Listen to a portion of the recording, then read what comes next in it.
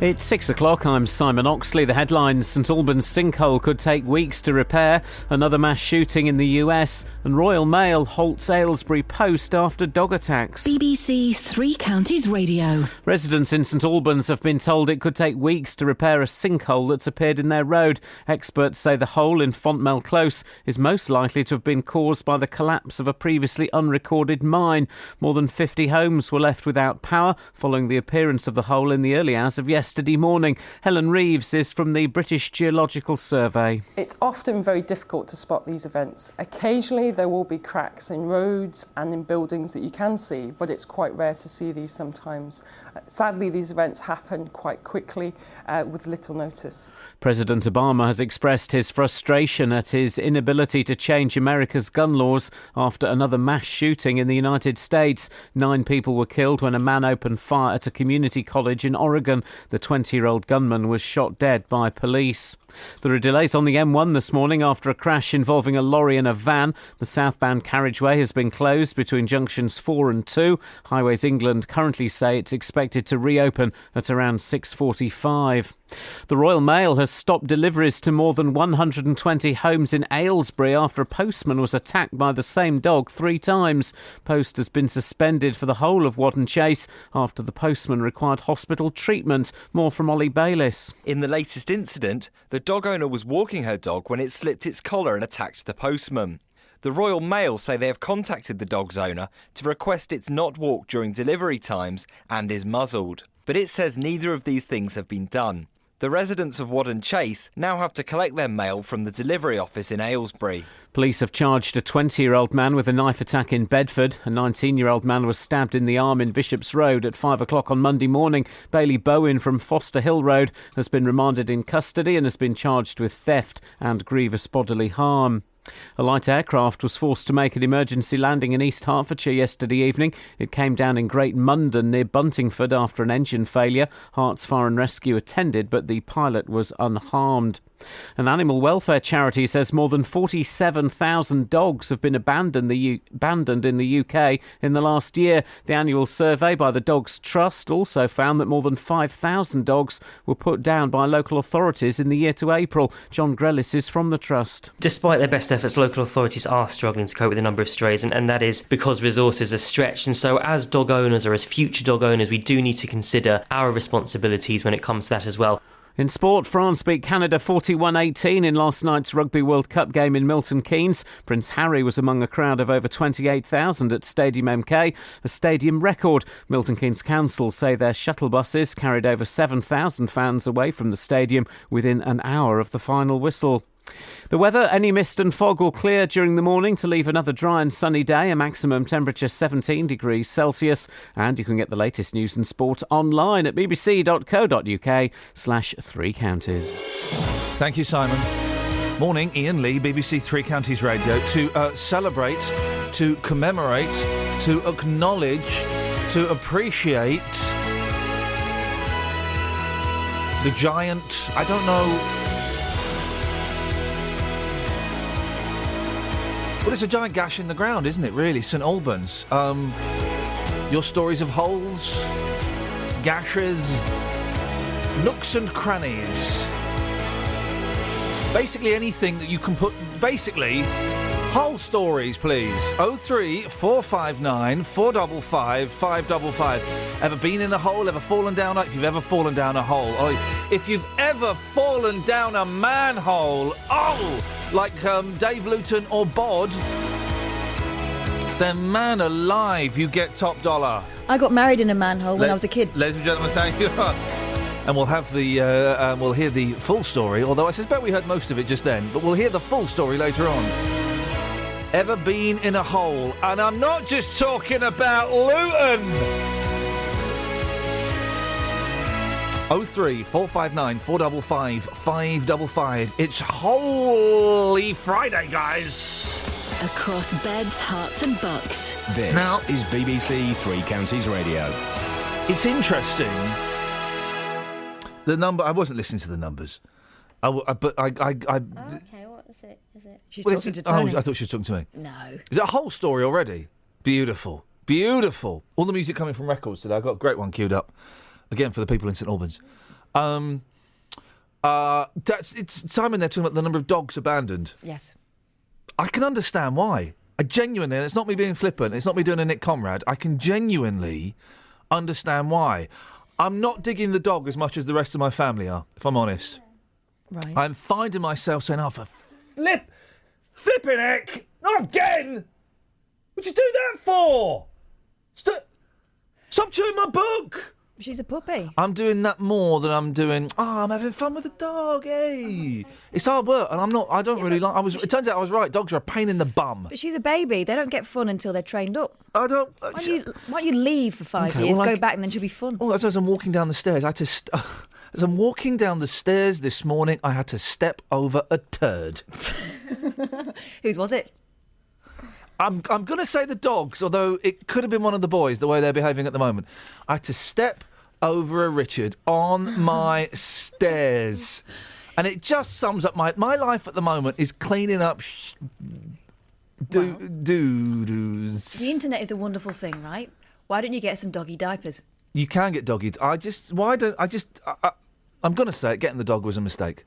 And I'm not enjoying it. I'm not digging it. And I can understand why people abandon it. I wouldn't abandon it. I don't think they're abandoning it because it's not fun. I think it's because it's expensive. Always happens when people can't, when people are having financial hardship, the first thing to go is the dog. No. I disagree. Why did you abandon your dog? 03459 455 Couldn't afford to keep it. I don't think it's finances because you can get cheap food. Yeah, but what about if it gets sick? Well, Vets is expensive, no? So you're saying that all of those... Well, get insurance. But you're saying that all of those dogs are abandoned because they got sick? No, I think they're just expensive. It's the Christmas thing. The novelty wears off. It's October. How can it be the Christmas thing? Well, it's over the whole year. So it's always the Christmas thing? Where's the soap? Yes, it does. You know that joke? Yes. 2 nuns in a bath? Where's the soap? Yes, it does. I like the one about the one nun in the bath, and there's a knock at the door, and it's okay, it's just a blind man. Oh, for goodness sakes, Seen that? Catherine. She lets him in. He says, "Where do you want your blind?" We're He doing says something else as well, but... Unbelievable. Hang on a minute. Why is this only coming out in mono? Anyone? Right now, why is it only coming out in mono? Is it a mono? No. Is it a mono record, you utter plum? So that's why it's only coming out on one speaker. Kels, I'm looking at you as our technical wizard. Well, hang on a minute. Let's try another record. Although it wouldn't be the record. Hang on a minute. I was all queued up there, ready to go. Let's try Charlie Rich. Charlie Rich is going to be... That's there. All right. Right, Charlie Rich, hang on a second. It's only coming out on one speaker. You get down there, girl. Go on, get in there. Bear with us, dear listener. We may have to play something off of... isn't that weird? If your record player works, ring us up and play us a record. Play us a record. I'm going to have to play something off computer. What? No. It's Final Friday. Yeah, well, if it's not... Hey, guess what, guys? If the record player ain't working... So... Can we not You have got it? You got it? Hang on. She's got it, look. Has someone been messing with your leads? Someone been messing with me. Back to dogs. You got it? Yeah. There we go. Well done, my love. That's why you get the top dollar, Kelly Betts. I can hear the crackle in both ears. Beautiful. Help! I need somebody. Help! Not just anybody. Help! You know I need someone. Help! When I was younger, so much younger than today, I never needed anybody's help in any way. And now these days are gone, I'm not so self-assured. Now I find I've changed my mind, I've opened up a door. Help me if you can, I'm feeling down. And I do appreciate you being right.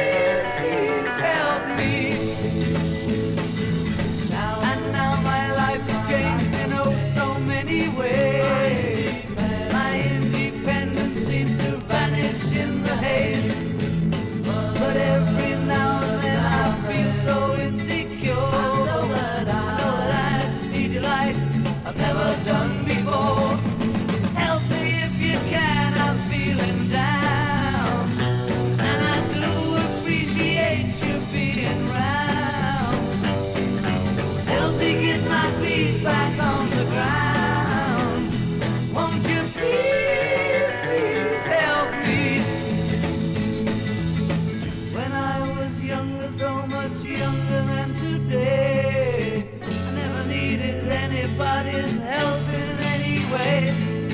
But now these days are gone, I'm not so self-assured. And now I find I've changed my mind, I've opened up the door. Help me if you can, I'm feeling down. And I do appreciate you being round. Help me get my feet back on the ground. Won't you please, please help me, help me, help me. It's a one-way with audio. People who live near a massive hole in the ground. It's been on all the telly and all the papers, and it's St Albans in all the papers. That's appeared in St Albans fear they may have to stay away for at least a month. The 60-foot crater opened up in Fontmell Close yesterday morning, cutting off the water, gas and electricity supplies to more than 50 properties. Residents were evacuated to Batchwood Hall, which is where our reporter, Tony Fisher, managed to speak to Julie Langford. It's starting to hit me more now about how ridiculous, how bad it is and what impact it's going to have on us for the next few weeks, because it's our home at the end of the day, and we can't go home tonight, really. We need to be somewhere else. So what are you going to do? I understand some people have been taken to a Holiday Inn or something at Bricket Wood? Or... All I know at this moment is we've been in touch with the insurance companies. We're sort of in communication at the moment to find out what hotels and where we can go. But the view is we'll probably be going to a hotel for approximately 2 weeks initially and then take it from there. But obviously, I know there's something like this in Hemel a couple of years ago. So all I tell myself, it might be a couple of weeks now, but apparently in Hemel it was like a year that they were out away from their home, so it really hasn't hit me yet, to be fair. He also spoke to Julie's partner, Paul Scourfield. Not only could we not get out, but the fact that all of our services are disconnected and cut off at the moment, just to think, well, what on earth is going to happen? Work with the children, getting to school, and just, and the prospect of all of us being in a hotel room for weeks, when you're not on holiday, doesn't sound particularly pleasant, really. How many children have you got? We've got 4 children in the house, yeah. So you've got a lot of things to manage going forward, haven't you? It's going to be, a bit of a nightmare, basically. Yeah, a lot to coordinate. Luckily, we've got some, helpful family around us, and, even having to wonder about whether we need to hire a car. It's a bit of a headache, really. Well, where's your car? Is it not on the driveway? Or yeah, it's on the driveway, but we can't get it out. So... So what? Anything concrete that you've been told about what you can do later on today, tonight? Well, we are able to get back to the house, so that's good at least. So we can go and get things, and other than that, the insurance company is definitely sorting out accommodation for us for at least 2 weeks. So that's very positive. They're being incredibly supportive, also giving us a contribution towards our food bills as well, and also all the food that gets lost in the freezer that we'll have to dispose of. So. It's no one's fault, and how can you account for this sort of thing? So people just need to know they're going to get looked after, really.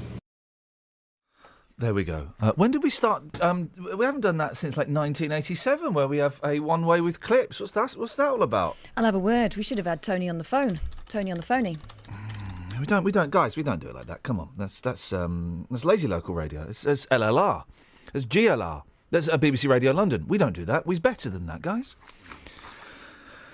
Try to explain the where's the soap joke. And I thought I'd missed a bit of it out. I don't get it. Sorry? I don't get it. I know it's rude. And I thought I'd missed a bit of it out, so I Googled it. Well, I haven't. If you go, there's loads of websites where it's, can you someone explain this joke, please? Where's the soap? And there's people going into real detail. So there's 2 nuns in a bath. Yeah, I don't know if that ever happens in a nunnery. And that's what it's called, a nunnery. Isn't it? Or a convent. But you can use the word nunnery. Yeah, you can. Butler's buttle. And nuns go to a nunnery. Which I just think it just shows that what a wonderful world we live in. The 2 nuns in a bath. I don't know why that would be. And one says, where's the soap? She wants the soap. And the other one, who's using the soap to cleanse herself, says, yes, it does, doesn't it? Where's the soap away? She's going, where's the soap? Oh. What she's doing is wearing the soap. Do you know what I mean? Miming to Kelly. A nun cleaning herself in a bath. Where's the soap? Yeah? She's... Happy? Everybody happy? Doesn't it? Doesn't it? Travel news for beds, cards and bugs. BBC Three Counties Radio. Delays on the M1 into London this morning. It's all because of an accident earlier between junctions 4, Edgware and Gateway Services. Now, the motorway was closed for a couple of hours until 6 o'clock. It is open now, but still one lane shut. The left lane closed off just south of junction 4, and there's a short queue on the approach we can see on the cameras and sensors. M25 looking good though. Can't see any problems at the moment. So no problems to report on the M40 or indeed the A1M. In Luton, Waller Avenue is still closed for works. Closed for one more day between Beechwood Road and Chester Avenue. Onto the trains, and there are no reported problems for early services this morning. James Worley, BBC, Three Counties Radio. Now, James, are you there because you're booked to appear? You're booked to appear live on the Travel today, or is it because Sammy Bruff is late? Sammy Bruff's on holes. Hang on, but she was here yesterday. Who starts their holes on a Friday? I don't. Long weekend. Okay. Well, there we go. That's another phone-in, guys. Who the hell Things in on. Hang on a minute. I can phrase this. Things that should happen at weekends but happen on weekdays. It's like those tight wads that have a wedding on a Tuesday. Oh, for crying out! Yeah, but it's so much cheaper than having it on a Saturday. Yeah, because Saturdays is when you're supposed to. I'll give you a Sunday. When on a Tuesday, it's about 10 grand cheaper. Yeah, it means I've got to lose a few hundred quid to take time off work, isn't it? And I've got to find someone to look after the kids after. No, sorry, jog on.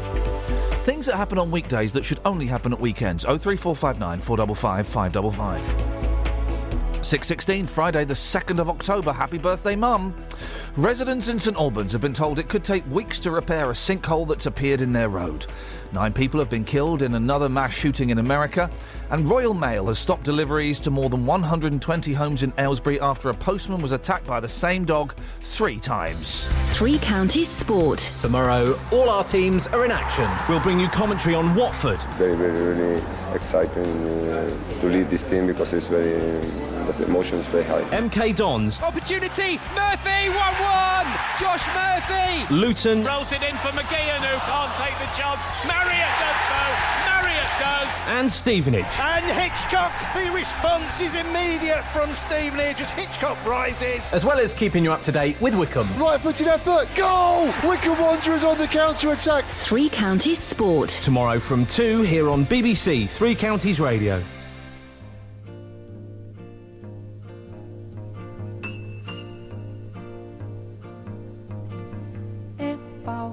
Pedra é o fim do caminho, é o resto de toco, é pouco sozinho, é caco de vidro, é a vida, é o sol, é a noite, é a morte, é o laço, é o anzol, é peroba do cão, é o nó da madeira, é uma Tita Pereira, é madeira de vento, da ribanceira, é um mistério profundo, é o queira ou não queira, é o vento ventando, é o fim da ladeira, é a viga, é o vão, festa da comida, é a chuva chovendo, é conversa ribeira das águas de março, é o fim da canseira, é o pé, é o chão, é a mastradeira, passarinho na mão, pedra de atiradeira, é uma ave no céu, é uma ave no chão, é um regato, é uma fonte, é um pedaço de pão, é o fundo do poço, é o fim do caminho, no rosto desgosto, é pouco sozinho, é um estrepe, é um prego, é uma ponta, é um ponto, é um pino, pingando, é uma conta, é um conto,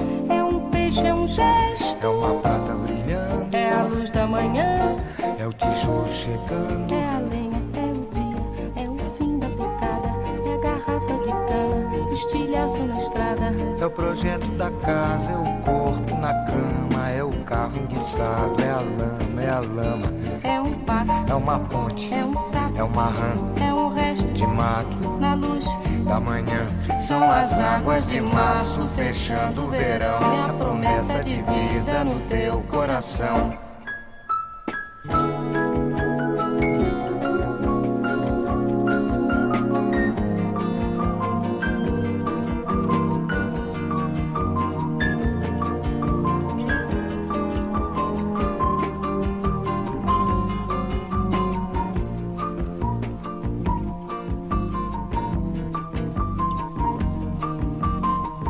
É uma cobra, é um pau, é João, é José, é um espinho, na mão, é um corte, no pé, são as águas de março fechando o verão, é a promessa de vida no teu coração, é pau, é pedra, é o fim, é resto, é pouco, sozinho. É passo, é uma ponte. É sapo, é uma rã. É belo horizonte. É uma febre terçã. São as águas de março fechando o verão. É a promessa de vida no teu coração. Pau, Edra, inho, peixe, coco, inho, agro, hidro, ida, horte, aço, sol. São as águas de março fechando o verão. É a promessa de vida no teu coração.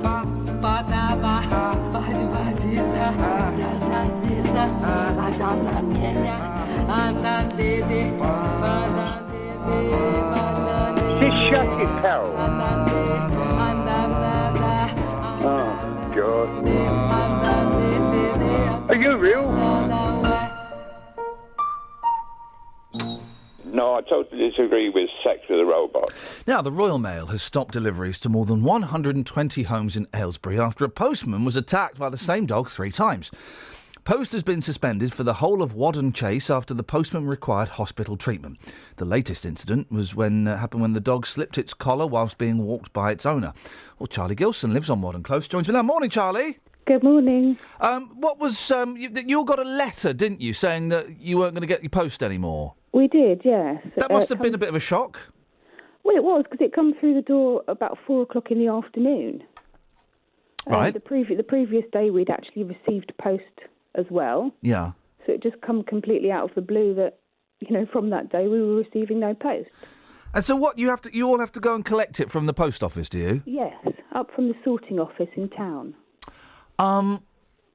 That must be an inconvenience? Very much. I mean, there's no parking whatsoever there. Yeah. And, they've stopped post for nearly 120 houses. That's a lot of people going to be going through the sorting office. Do you know the person who and the dog involved in this? I don't know her. I've seen her walking. All right. And what kind of dog is it? It's just a small terrier type. Right, OK. They can still be vicious, though, can't they, terriers? Apparently so, yeah. Yeah, they got their horrible little things, little rats. Who do you blame for this, Charlie? I'm not very happy with the Royal Mail, to be honest. Why? Because their staff have been attacked 3 times and had to go to hospital. Yes, this is true, but they say in their letter they're liaising with the RSPCA and the police. Why have these authorities not given this lady the help she obviously needs? It's interesting, isn't it? Because when I heard this story yesterday, I think both sides don't come off particularly well. I think the Royal Mail could perhaps be a little bit more flexible. But instantly I went, well, it's her fault. She, as a recent dog owner, it's up to her to keep the dog under control, isn't it? Well, I would have thought. You like to think that, but the lady, in her defence, she is elderly. She walks with a trolley frame, and she obviously feels in her heart she's doing the best for that dog by taking it out walking. Yeah. My heart goes out to her because, she can walk for miles with this dog. In her heart thinking she's doing the right thing for this dog, giving it exercise. Oh, yeah, of course. I just feel that maybe the RSPCA or some other authority should be in there giving her a hand to be able to control this dog. That could be her only companion in the world.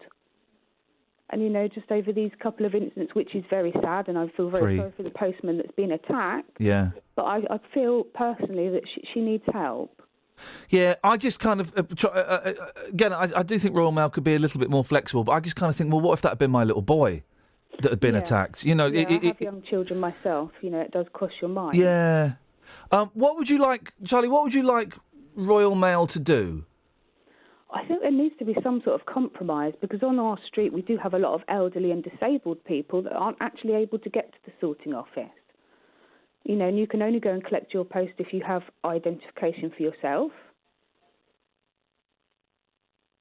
I'm just looking at, we've kind of got a statement from Royal Mail. Let me read you some of this. This attack was the 3rd time this dog had attacked our postman. In the latest attack, the postman suffered serious scratches and was understandably shaken. Previous attacks had been more severe and required hospital treatment.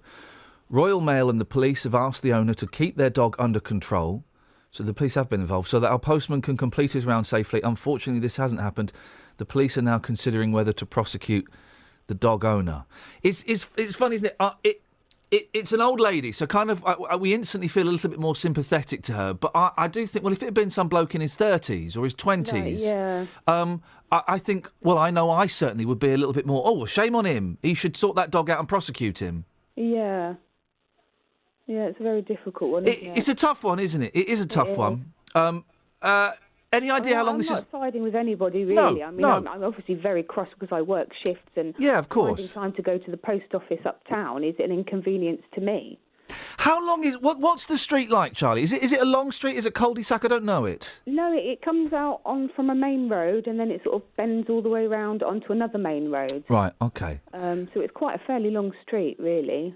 Yeah, and I think I think that at least a couple of the attacks, it wasn't as they were posting the letter. It was as she was walking the dog up and down the street, I think, which is why the whole street's been suspended. I think because they can't guarantee which way the lady was going to walk, it's affected now nearly 120 people. What a mess. What a mess. It is. And have they given any idea how long it'll take to resolve this? There's nothing. I mean, No. the letter was a bit contradicting when it comes through the post. It was dated the 16th of September, yet we were still receiving post up until Wednesday. And also a beautiful irony that they decided to tell you that they weren't going to deliver letters by delivering you a letter saying they weren't going to be delivering letters anymore. Exactly. I mean, that's what's the thing. Oh, well, Charlie, well, listen, we're going to keep an eye on this. I hope it gets resolved soon because I can feel your frustration and I would be exactly the same. So we'll keep our fingers crossed. Lovely. Thank you, Charlie. I appreciate you talking to us at what is, let's be honest, a ridiculous time of the morning. Interestingly, Catherine, what did the police say when we asked them to speak to us about this? Right at the bottom of the script. The police called us yesterday to ask for details of the attack because they said they've spoken to someone from the Royal Mail about this but have lost the details. Oh, dear. It's funny, isn't it? Because when this story was being touted yesterday, I went, well, it's her fault. Straight away, it's totally her fault. She is the one that's responsible for the dog. And it's whether she's... I mean, and you know, it's Charlie, I think, was very balanced in her, description of the scenario. So well done for that. I'm probably going to be slightly less so. Love your thoughts, dear listener. It's Royal Mail versus an old woman. 03459 455 555. Who right? Who wrong? But whether she, if it's an old woman with a terrier, right? They're ratters, and they are rats, okay? But if it had been a 20-year-old bloke with a Rottweiler, hang him. Oh, get that dog. Get that dog. It should be destroyed. The assumption being that they'd love their dogs less. Yeah. And that they encourage their dogs to be violent. Dogs are violent. Trust me. I know. I'm finding out the hard way. And if it's not violent with their mouths, then it's violent with their bums as they do dirty protests on the stairs. I think Royal Mail are being a little bit stupid about it. There must be ways around it. This will be the downside of the health and safety. Health and safety says we can't deliver down that street. Well, remember they had a massive. I say massive. They had a training session, didn't they, to deal with dog attacks? So I guess it's not just about this one; it's about how they deal with dog attacks at large. All right, simple question, and we can't. Who's right, who's wrong in this? Who are the good guys? Who are the bad guys? Are you siding with Royal Mail, or are you instead siding with the old lady? 03459 455 555. BBC Three Counties Radio. Let's get the Trav. Travel news for beds, cards and bugs. BBC Three Counties Radio. Actually, we're just getting word of problems in Ampthill. The A507 blocked with a serious accident at Woburn Street. Bedfordshire Police are on scene. The air ambulance is heading to the scene as well. So the A507 in Ampthill at Woburn Street blocked with a serious accident this morning. Onto the M1, and it's still quite slow into London approaching Gateway Services because of the accident earlier. I think all lanes have just reopened, but there's still a short queue on the approach. And on to the trains, no reported delays this morning. James Worley, BBC Three Counties Radio. Across beds, hearts and bugs. This is BBC Three Counties Radio.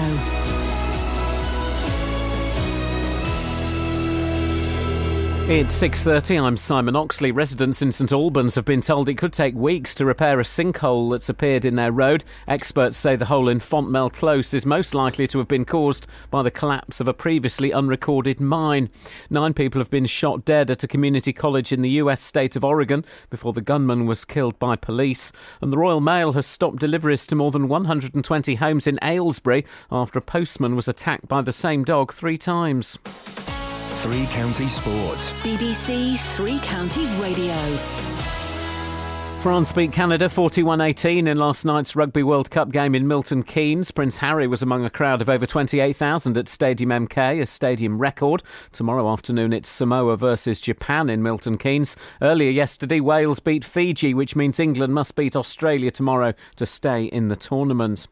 In football, the England manager Roy Hodgson says former MK Dons midfielder Dele Alli has a chance to stake a claim for next summer's European Championships. Less than a year after his £6 million move to Tottenham, Hodgson has called up the 19-year-old for the qualifiers against Estonia and Lithuania. He's so young and has only just broken into the Tottenham team, but we've been very impressed with what we've seen of him, and you know, we're a year away from France, so we're thinking this is a good opportunity to ask him to come with us on this occasion when so many midfield players are actually missing through injury. In tomorrow's football, Watford travel to fellow Premier League newcomers Bournemouth. Captain Troy Deeney has yet to score, but the Hornets' top scorer last season says he's not fazed by that. I'm not in terms of how I'm playing. People keep asking, and it's actually becoming, the more people ask, the more irrelevant it's becoming. Do you know what I mean? So I just go, oh yeah, it's part and parcel, and just carry on doing what I'm doing. But for me, the main thing is that the gaffer respects what I'm doing and the players respect what I'm doing. Also tomorrow in the Championship, Milton Keynes Dons aim to end a 6-game losing run as they travel to Bristol City. League 2 leaders Wickham host Northampton. In-form Luton go to Hartlepool. Struggling Stevenage are at home to Carlisle. And in last night's Europa League matches, Liverpool drew 1-1 at home to the Swiss side Sion, and Tottenham drew 1-1 in Monaco. BBC Three Counties News and Sport. The next full bulletin at 7. Thank you very much indeed, boss. This is Iain Lee on BBC Three Counties Radio. Oh, there we go. It was a little bit bumpy. It's a little bit. There we go. Here we are.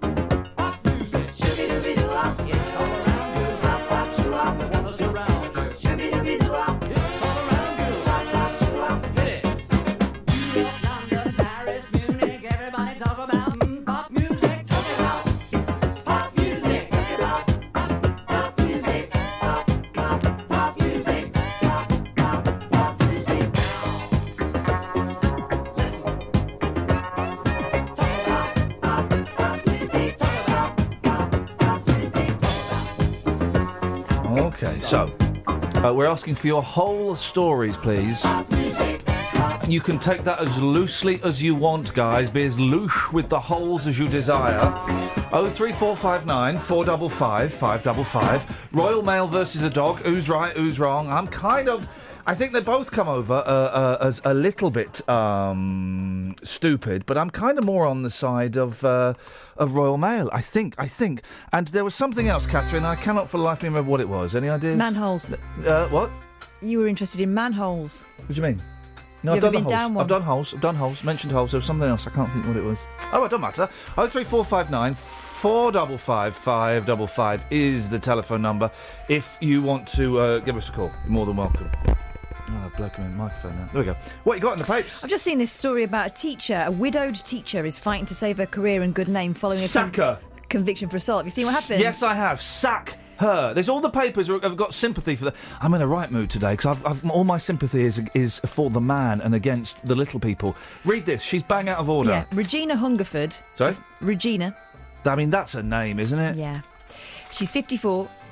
She denies the 17-year-old boy's claim that she hit him for playing a music video on his mobile phone during a lesson, but she admits she lost it and threw his phone out of the window. She insists she didn't strike him with a book. She was found guilty of common assault by magistrates and is now planning to appeal against the conviction so she can continue her teaching career and work with the Girl Guides. I wouldn't want to look after my kid. No, I wouldn't want to anywhere near my children. The claim Mind you, is... I would not be very happy with my kid for disrupting a No, lesson like give that. him right. The claim is that she grabbed his phone, chucked it out the window and whacked him around the head with a book, OK? The victim can't remember whether she was hit or not. He remembers she took a swing at him with it, apparently. Concussed. You think? Yeah. What I can remember is her hitting the table while shouting. Although I was a bit dazed, I was not injured. Don't you... Listen, here we go, teachers. But they go into her being a widow and stuff. That makes no difference. Irrelevant. What happened to the draw? The teacher's draw, where if you were good, at the end of the day, you'd get back your catapult or your playing cards or indeed your copy of Razzle. Never got that back. Well, the teacher's... Is that true? It's based on a true story, yes. The teacher's drawer was where... Do they not confiscate stuff anymore? Confiscate the telephone. I had a ring confiscated, then he lost it. These days, we would have sued him. Exactly. In my day, he just went, oh, tough. There's lots of stories today where we're supposed to be on the side of the little person... And actually, I'm thinking, no. They're bang out of order. We are on the side of the little person, the 17-year-old. All the coverage of that is we should feel bad about the teacher whose career is ruined. Well, you shouldn't have hit a child and chucked the phone out of a window. Morning, Mark. Morning, how you doing? I'm all right. Oh, do you know what? I've got a bit of a cob on today, Mark. Again? What's wrong? Again. No, it will be if I didn't have a cob on, it will be what's wrong. What have you got for us, boss? Just in regards to your Royal Mail dilemma. Yes. They've probably offered it to other members of Royal Mail team. They've turned around and said, no, he's been attacked 3 times in a set period of time. We're not putting our health on the line. So they've had no choice but to suspend that postage in that area. Put a what on the what? What did you say? I said they've probably offered it round to other guys to take on that patch for that road. And they've turned around and went, no, he's been attacked so many times in a period of time. We're not putting our health on the line. Health on the line. So that was the bit I missed. Yeah. And there's been 3 attacks, and at least one of them is involved going to hospital. Well, in that case, I wouldn't post down there, would you? I mean, no, I wouldn't. Now, part of me does think it's a whole street, and they've been attacked in the street. Okay, but if you're a postman and you see the old lady with the dog cross the road, is that not is that an option? I mean, actually saying that, I think the dog has slipped off the lead at one point as well. So I think you did say that earlier. Yeah, on, I see. He didn't have much of a choice then, did he? I think they're both. Hey, and the police have lost all the information about it. They were asking us for the info. Good old police, though, isn't it? Good old police, though, isn't it? Thank you, Mark. It's 1 vote to the Royal Mail. At the end of the show, if we get enough votes, we'll put the dog down. Oh, don't. No, but I mean, really, 03459 455 555 is the telephone number. So, those kids, they were kids, weren't they? Yes. They were 16 to 20, so they're kids, that died on the quad bike, right? You know, there's this quad bike thing, and I don't know if playing bad is necessarily appropriate, but it doesn't matter, we're there now. They died on their quad bike. They crashed into something on the A6201 near Wakefield, right? And so all their mates have gone to pay respect They've stood at the crash site and taken a selfie. Now, I think this is obviously a generational thing because, well, not only is it a selfie, right? Some of them are holding up the flowers that you tie, the roadside memorial flowers. When this gravy train comes off its biscuit wheels, I'm going to start a shop that just sells roadside memorial flowers, the RMF, because I'm going to make a fortune.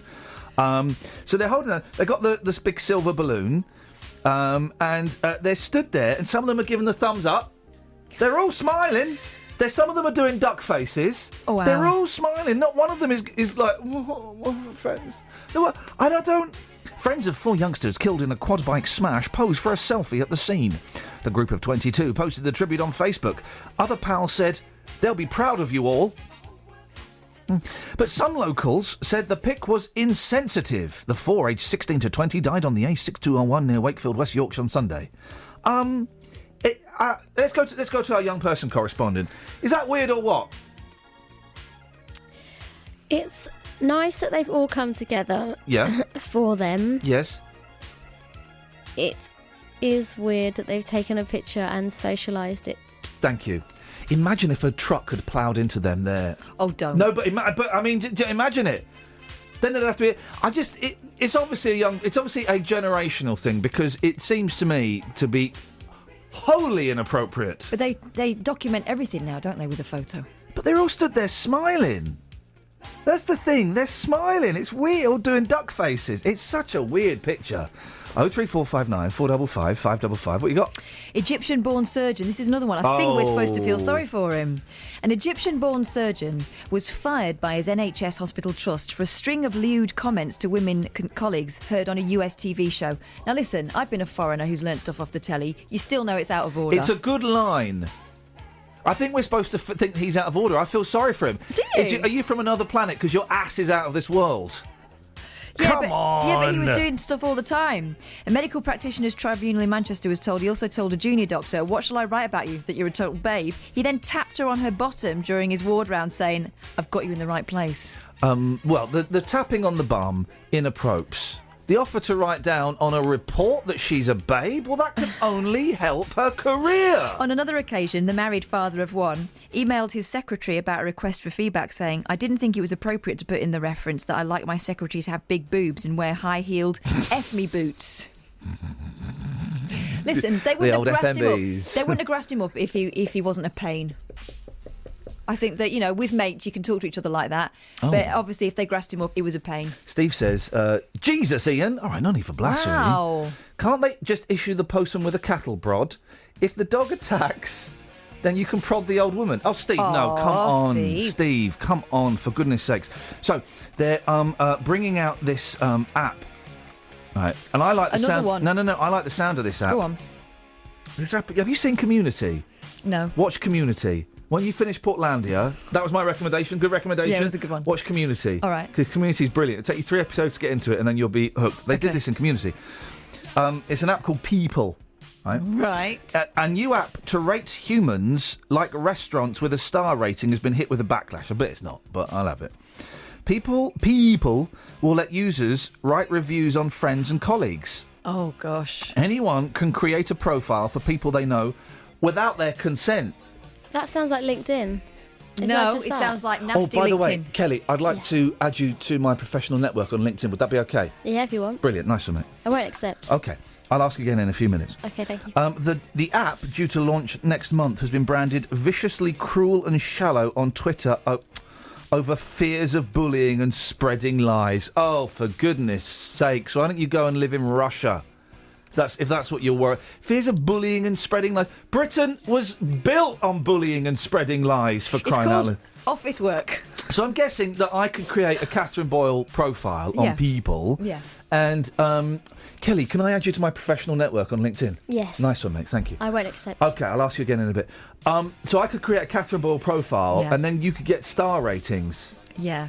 And people would know just how decent or otherwise a human being you are.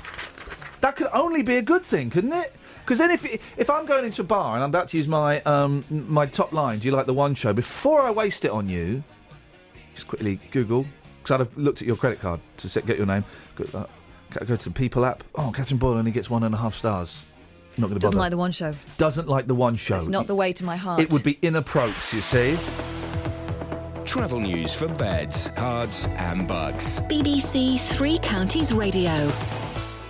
In Ampthill, the A507 Woburn Road is closed this morning between Ford Field Road and Station Road. The air ambulance is attending an accident near Woburn Street. So the A507 through Ampthill closed off, police tell us. Onto the M1, and just being told of an incident on the southbound M1 at junction 13. It's just after junction 13, the Bedford and Milton Keynes south turn. The outside lane is closed, we can see on the cameras, causing a short queue. Into London, the M1 still quite heavy, although all lanes are open after the accident earlier, just before Gateway services, but the A1 is really slow into London down towards Edgware. Plenty of drivers have been using that route to avoid the earlier queues on the M1. James Worley, BBC Three Counties Radio. Thank you, James. Oh yeah, if you've ever been to a friend's wedding on a weekday, I mean, geez, how tight is that? We save fares and I've got to take the day off work and find a babysitter, you plums. Yeah, we don't allow kids at our wedding. What do you have to do you allow this? I'm raising my middle finger to the bride. 6:46, it's Friday the 2nd of October. I'm Iain Lee. These are your headlines on BBC Three Counties Radio. Residents in St Albans have been told it could take weeks to repair a sinkhole that's appeared in their road.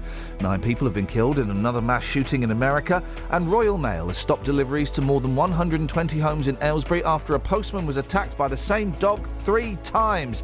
Let's get the weather. Here's Elizabeth. Beds, hearts and bucks weather. BBC Three Counties Radio. Hello, a very good morning to you. Enjoy this last day of blue skies and sunshine, because it's not going to last for very much longer. Over the weekend, though, it will be dry and really fairly decent, but let's start with today anyway. We've got some mist and fog patches around this morning, so do watch out because we've got reduced visibility on some of the roads through this morning's rush hour. And it's also a rather chilly start to the day as well. Temperatures in some spots have gone back down to sort of 4 and 5 degrees. So a chilly start, some mist patches around, but another lovely day basically. Blue skies and sunshine developing, and just very light breeze, and top temperatures all the way up to around 18 or even possibly 19 Celsius. That's 66 in Fahrenheit. Some patches of cloud as well at times. Overnight tonight we do the whole thing all over again, so clear skies, feeling really quite chilly once more. Temperatures dipping right back down into the mid-single figures with some patches of mist and fog around into tomorrow morning. But it's going to be quite a nice weekend, but it will be a bit cloudier. Basically the high pressure is pushing off to the northeast, and it's going to feed down some more clouds. So more cloud, probably brightness rather than sunshine for at least some of the time, but there will be some spells of sunshine, probably the best of that on Saturday. Temperatures still up into the mid-teens in Celsius, so it's still going to feel nice, but perhaps not quite as nice as it has been at times this week. Some rather chilly nights and some misty mornings, and it's all getting a bit wrong into next week when we start to get some more weather systems push in from the west. That's the forecast. Make yourself happy on BBC One. We've witnessed the highs. The flavour of the pecan salted caramel with the rosemary is exceptional. That is sheer heaven. Now, do you know what? I literally couldn't give a stuff about the Great British Bake Off. We're Great British Bake Off free on this show, guys. It's a load of old pony.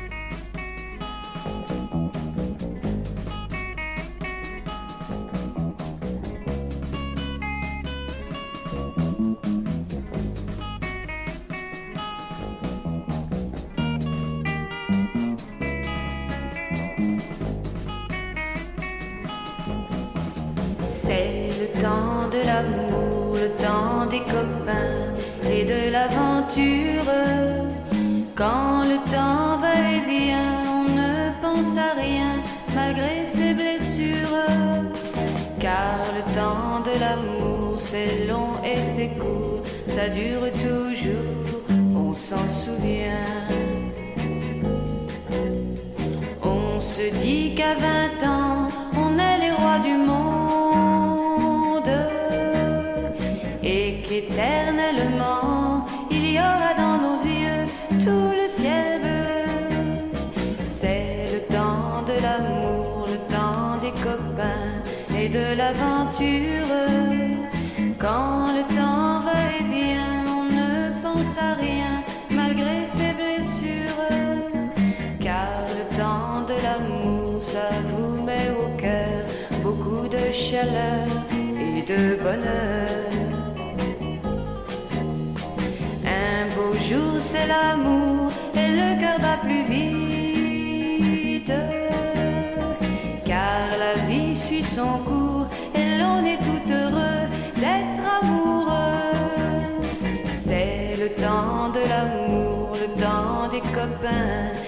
de l'aventure.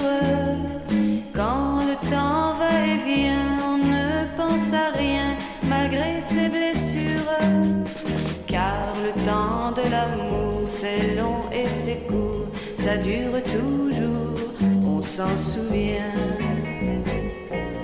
On s'en souvient. On s'en souvient.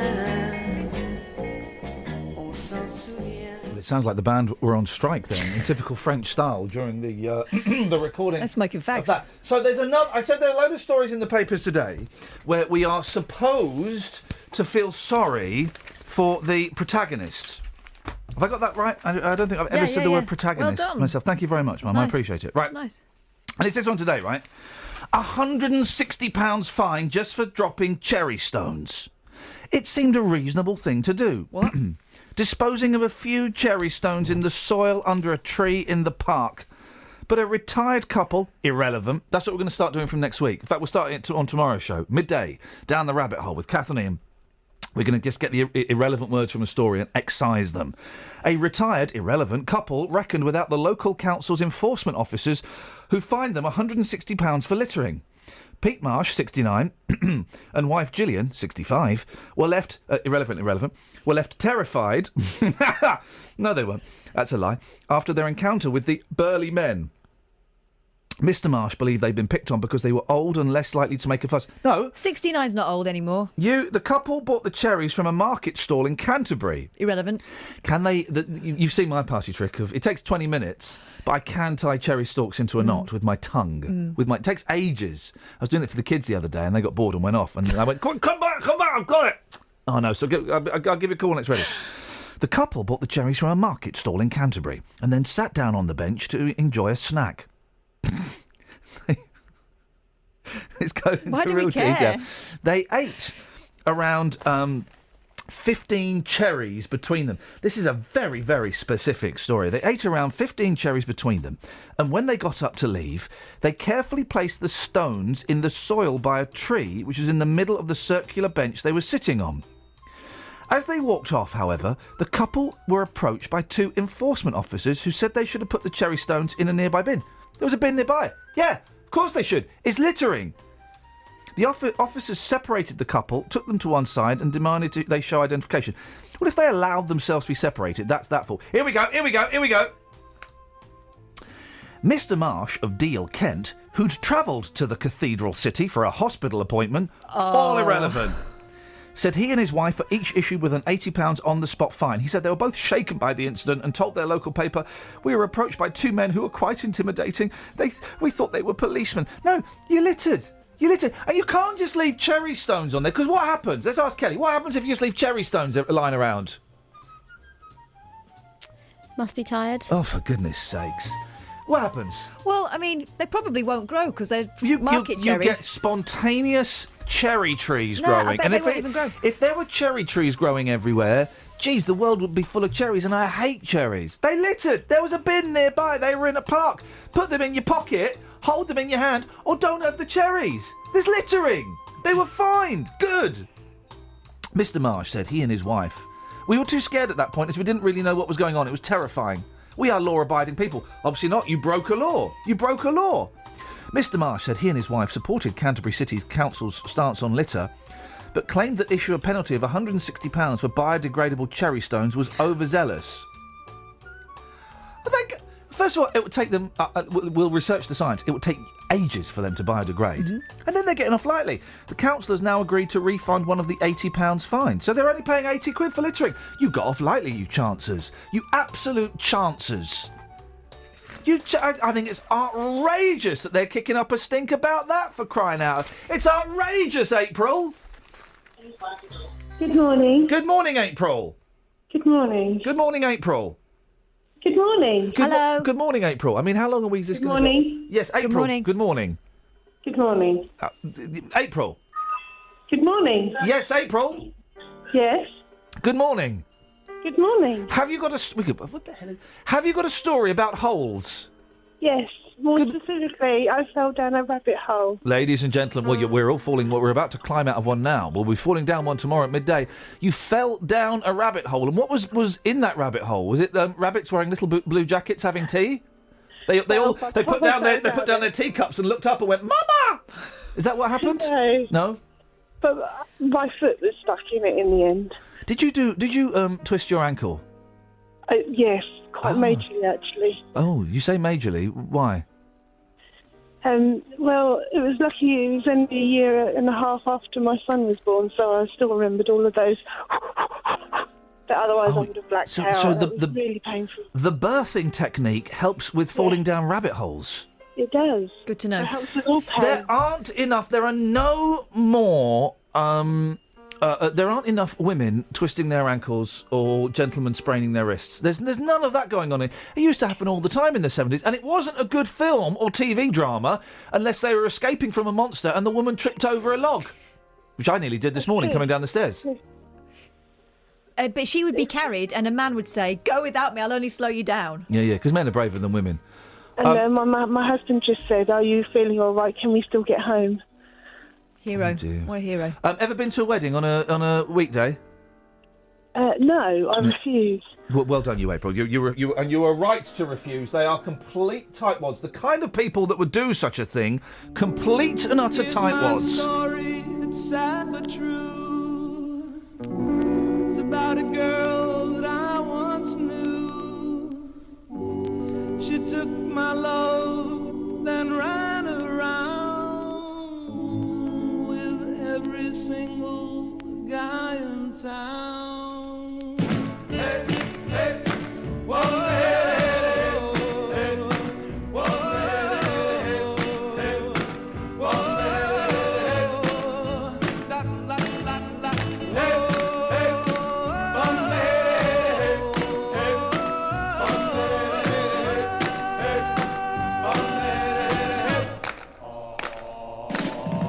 yeah, my should I known it from the very start. This girl will leave me with a broken heart. Listen, people, what I'm telling you, I keep away from a run around Sue. Yeah, my little lips and a smile on her face, the touch of my hand and this girl's warm embrace. So if you don't want to cry like I do, I keep away from a run around Sue.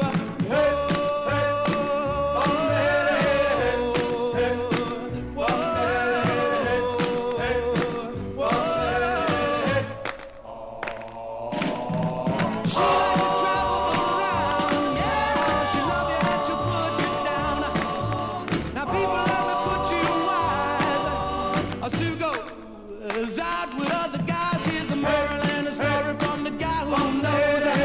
I fell in love and my love still grows. Ask any fool like she ever knew to say, I keep away from a run around Sue. I play that yeah, keep away from this girl. I know what you. Your whole stories, dogs versus postmen. And weekday weddings, how tight. In fact, other things that should happen at the weekend, but you've been forced to do them in the week. 03459 455 555. Travel news for beds, cards and bugs. BBC Three Counties Radio. The M1 slow-moving southbound from junction 14 towards 13. It's all because of a breakdown earlier. It wasn't an incident, it was actually a breakdown. The motorway's fully open, but there's a short queue on the approach to the Bedford and Milton Keynes South Turn. Still slow into London on the M1, heading down towards Gateway Services, despite the accidents being cleared. It's still slow on our speed sensors. The A1, that's really heavy down to Mill Hill Circus, slow-moving, in fact, from the Holiday Inn. And Woburn Road in Ampthill, the A507 closed with a serious accident between Fordfield Road and Station Road. The air ambulance is on scene. James Worley, BBC Three Counties Radio.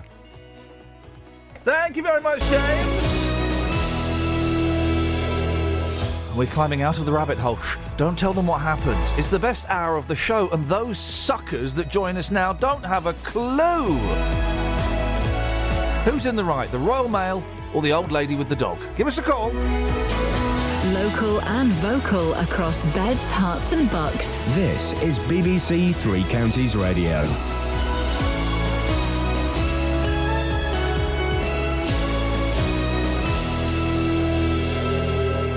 It's 7 o'clock. I'm Simon Oxley. The headline: St Albans sinkhole could take weeks to repair. Another mass shooting in the US. And Royal Mail stops Aylesbury Post after dog attacks. BBC Three Counties Radio. Residents in St Albans have been told it could take weeks to repair a sinkhole that's appeared in their road. Experts from the British Geological Survey say the hole in Fontmell Close is most likely to have been caused by the collapse of a previously unrecorded mine. More than 50 homes were left without power following the appearance of the hole in the early hours of yesterday morning. Paul Scourfield lives in the Close. The fact that all of our services are disconnected and cut off at the moment, just think, well, what on earth is going to happen? You know, work with the children, getting to school, and just, and the prospect of all of us being in a hotel room for weeks, when you're not on holiday, doesn't sound particularly pleasant, really. President Obama has expressed his frustration at his inability to change America's gun laws after another mass shooting in the United States. 9 people were killed when a man opened fire at a community college in Oregon. The 20-year-old gunman was shot dead by police. A serious accident has closed the A507 road at Ampthill in Bedfordshire. It happened at the junction with Woburn Road just before 6 o'clock this morning. The Royal Mail has stopped deliveries to more than 120 homes in Aylesbury after a postman was attacked by the same dog 3 times. Post has been suspended for the whole of Wadden Chase after the postman required hospital treatment. More from Ollie Bayliss. In the latest incident, the dog owner was walking her dog when it slipped its collar and attacked the postman. The Royal Mail say they have contacted the dog's owner to request it's not walked during delivery times and is muzzled. But it says neither of these things have been done. The residents of Wadden Chase now have to collect their mail from the delivery office in Aylesbury. Police have charged a 20-year-old man with a knife attack in Bedford. A 19-year-old man was stabbed in the arm in Bishop's Road at 5 o'clock on Monday morning. Bailey Bowen from Foster Hill Road has been remanded in custody and has been charged with theft and grievous bodily harm. A light aircraft was forced to make an emergency landing in East Hertfordshire yesterday evening. It came down in Great Mundon near Buntingford after an engine failure. Hearts Fire and Rescue attended, but the pilot was unharmed. An animal welfare charity says more than 47,000 dogs have been abandoned in the UK in the last year. The annual survey by the Dogs Trust also found that more than 5,000 dogs were put down by local authorities in the year to April. John Grealis is from the Trust. Despite their best efforts, local authorities are struggling to cope with the number of strays, and that is because resources are stretched. And so as dog owners, or as future dog owners, we do need to consider our responsibilities when it comes to that as well. In sport, France beat Canada 41-18 in last night's Rugby World Cup game in Milton Keynes. Prince Harry was among a crowd of over 28,000 at Stadium MK, a stadium record. Milton Keynes Council say their shuttle buses carried over 7,000 fans away from the stadium within an hour of the final whistle. The weather: any mist and fog will clear during the morning to leave another dry and sunny day, a maximum temperature 17 degrees Celsius. And you can get the latest news and sport online at bbc.co.uk/3 counties. Thank you, Simon. Excellent as always. Nice to have a dash of professionalism on the show. Because you ain't getting none from me, Kath or Kelds. Daly should be back next week. I had a little texticle with him yesterday. And he's all right. He's all right. Fingers crossed he'll be back on Monday. And then from not tomorrow but Saturday the 10th, he does Saturday breakfast 6 till 9. Blimey, 3 hours on his own. I mean, really, guys? From tomorrow at midday, it's me and Kath down the rabbit hole, music and chat. And a sideways glance at the news. Our own unique swipe at those in power. It's just us playing music and talking, isn't it? You can call in as well, of course. You can call in today, though. Your whole stories. There's a massive hole in St Albans. It's massive. It's massive. Listen, if you live in that street and you want to give us a call, you're more than welcome, of course. But let's expand it. Not that hole. It's expanded enough already. Your whole stories. Rabbit holes. Manholes. Mouse holes.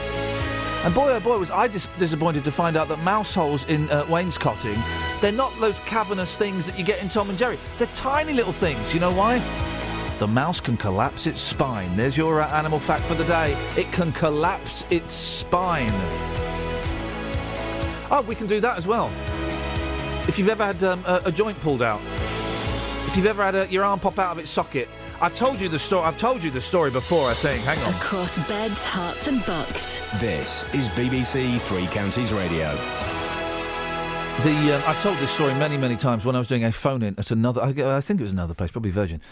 And we were doing a phone-in about sports injuries, OK? Mm-hmm.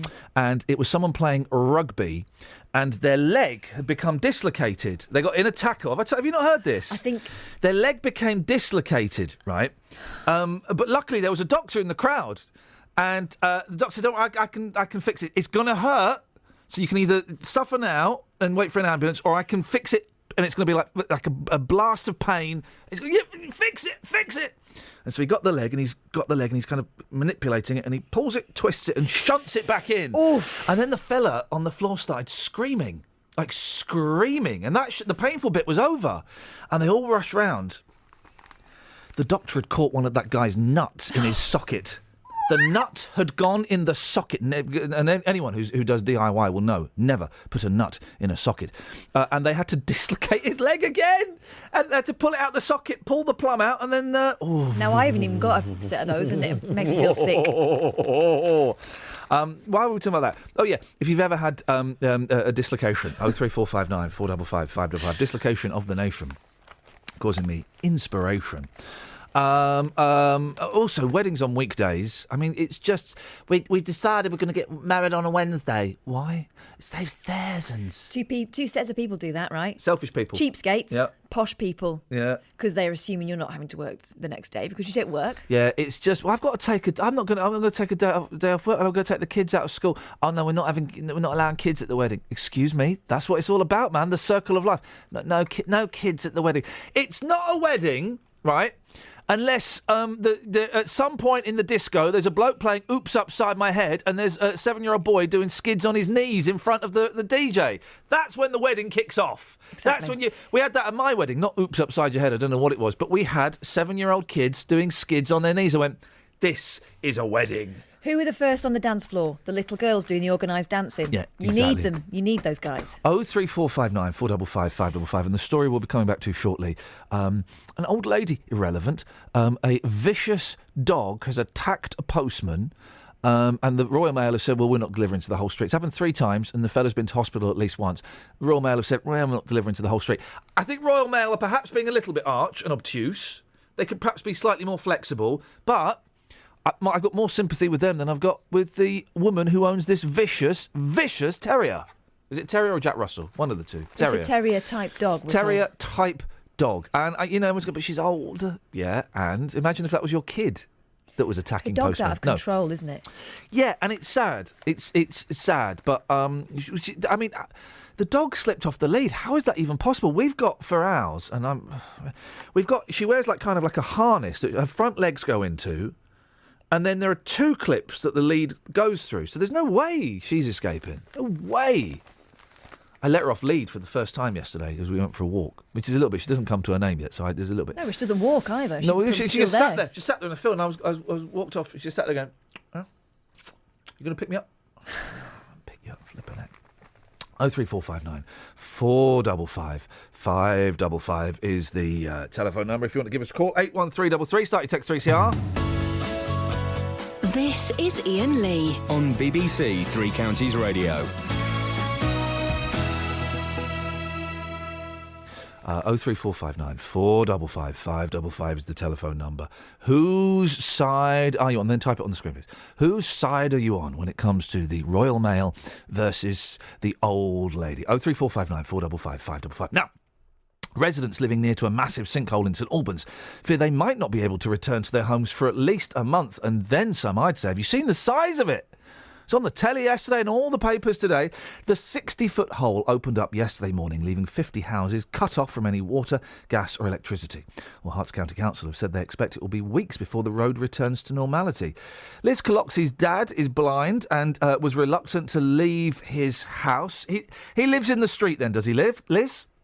Yes, he does. He moved around the corner from Seymour Road when my mum died about 10 years ago. Yeah. And when did you find out about the hole? Did he call? How did it work? Did he call you? Did someone call you? No, I was teaching a Pilates class in my studio in St Albans, and I finished the class all relaxed. I can see where this is going, yeah. I looked at my phone, as you do, and there was a text from my sister said, "Get over here quick, Dad's road's collapsed." get over here quick. And I'm like, okay. Yeah, okay. You don't get that very often, Yeah, no, basically, yesterday I took him for a walk and we bumped into a neighbour, and the neighbour said, have you seen this hole? This was the day before yesterday. Yeah. And it was all fenced in, and sort of had a look, and he said it's really, really deep, and it's this weird hole. Because I've heard talk, this is the hole before the sinkhole. How big was the hole a couple of days ago? I don't know. It looked about sort of, I don't know, 8 foot wide, and apparently it was very, very deep. Yeah. And apparently it'd been like that for about a week and a half. I thought it was roadworks because it had, it had bollard things around it and what have you. You couldn't get into it. Yeah. But I actually heard the day before that it was actually this weird hole. Yeah. And I just then had this kind of very intuitive thought that wasn't the end of it. I don't know why. It just felt a bit weird.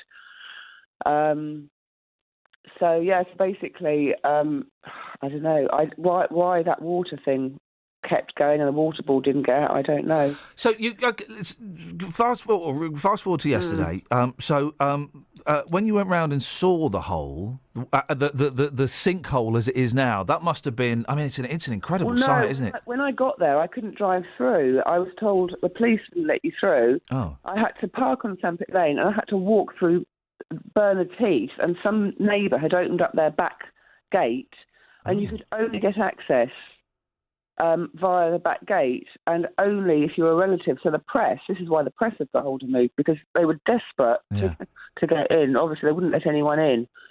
So we were pounced on each time we sort of moved. And Liz, I hope you charged them appropriately for any photos that may have been taken. Please tell me you made a fortune out of it. Oh, you should have done, Liz. You could have made a fortune. How's Dad? That's the important thing. How is Dad? He's not happy. He was a refugee in 1956, and he said he felt again like he'd been sort of sort of told to leave. It was like sort of flashback for him. Yeah. He wasn't happy. He's blind. He has a very particular routine in his house. He's never got used to being blind in the last 7 years, and he's not happy at all. And he refused to leave, actually. Well, how does it work, Liz? Does a cop come on the door and say you've got to leave, or do they say, look, we think it'd probably be best if you move out? How does it work? They said, I mean, my brother was amazing, because I think they had said you need to leave. But my brother organised everything, but my dad wasn't happy about going. They were sending people down to Batchwood and what have you, and he was not having it because he's so frightened about dealing with things in the toilet. He also has a colostomy bag as well, and it's a very difficult situation. Yeah, of course. So, yeah, but the Red Cross were coming round. I mean, it was like wartime. There was a very good spirit in the street. The Red Cross were coming around with hot water because there was no water or gas or electric. And, there was a very, very pleasant atmosphere everywhere, actually. He has moved out now, hasn't he? He has moved out. He reluctantly. He's gone into a very nice... Yeah, he took ages packing. I was saying, hurry up and get out. Come on, Dad! It's not safe. Bless him. And so he packed all his stuff, took a few hours. My sister, was looking after him, so... as well, so he's got all of us around him. So, okay. So he's disorientated. He's not particularly happy, but he's safe. So he's in a nice care home as well, is he? So he's being looked after. And really nice there. Brilliant. Yeah, brilliant. And I guess the council, the Herts County Council, or whoever is going to have to pay for this because why it wasn't sorted earlier, I don't know, but there you go. Yeah, and have they given you any idea how long this is going to take? I mean, we've had sinkholes on this show before, and it takes a while to get filled in. Before. It happens quite a bit more than you'd think. Right. Yeah, I know. Well, not this size, surely. I think this is a particularly special one.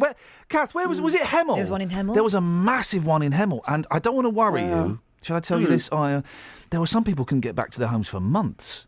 No, I know. I mean, I did hear somebody say. I mean, I heard someone say at least a month, but I would imagine it would be a couple of months. Yeah. But you know what?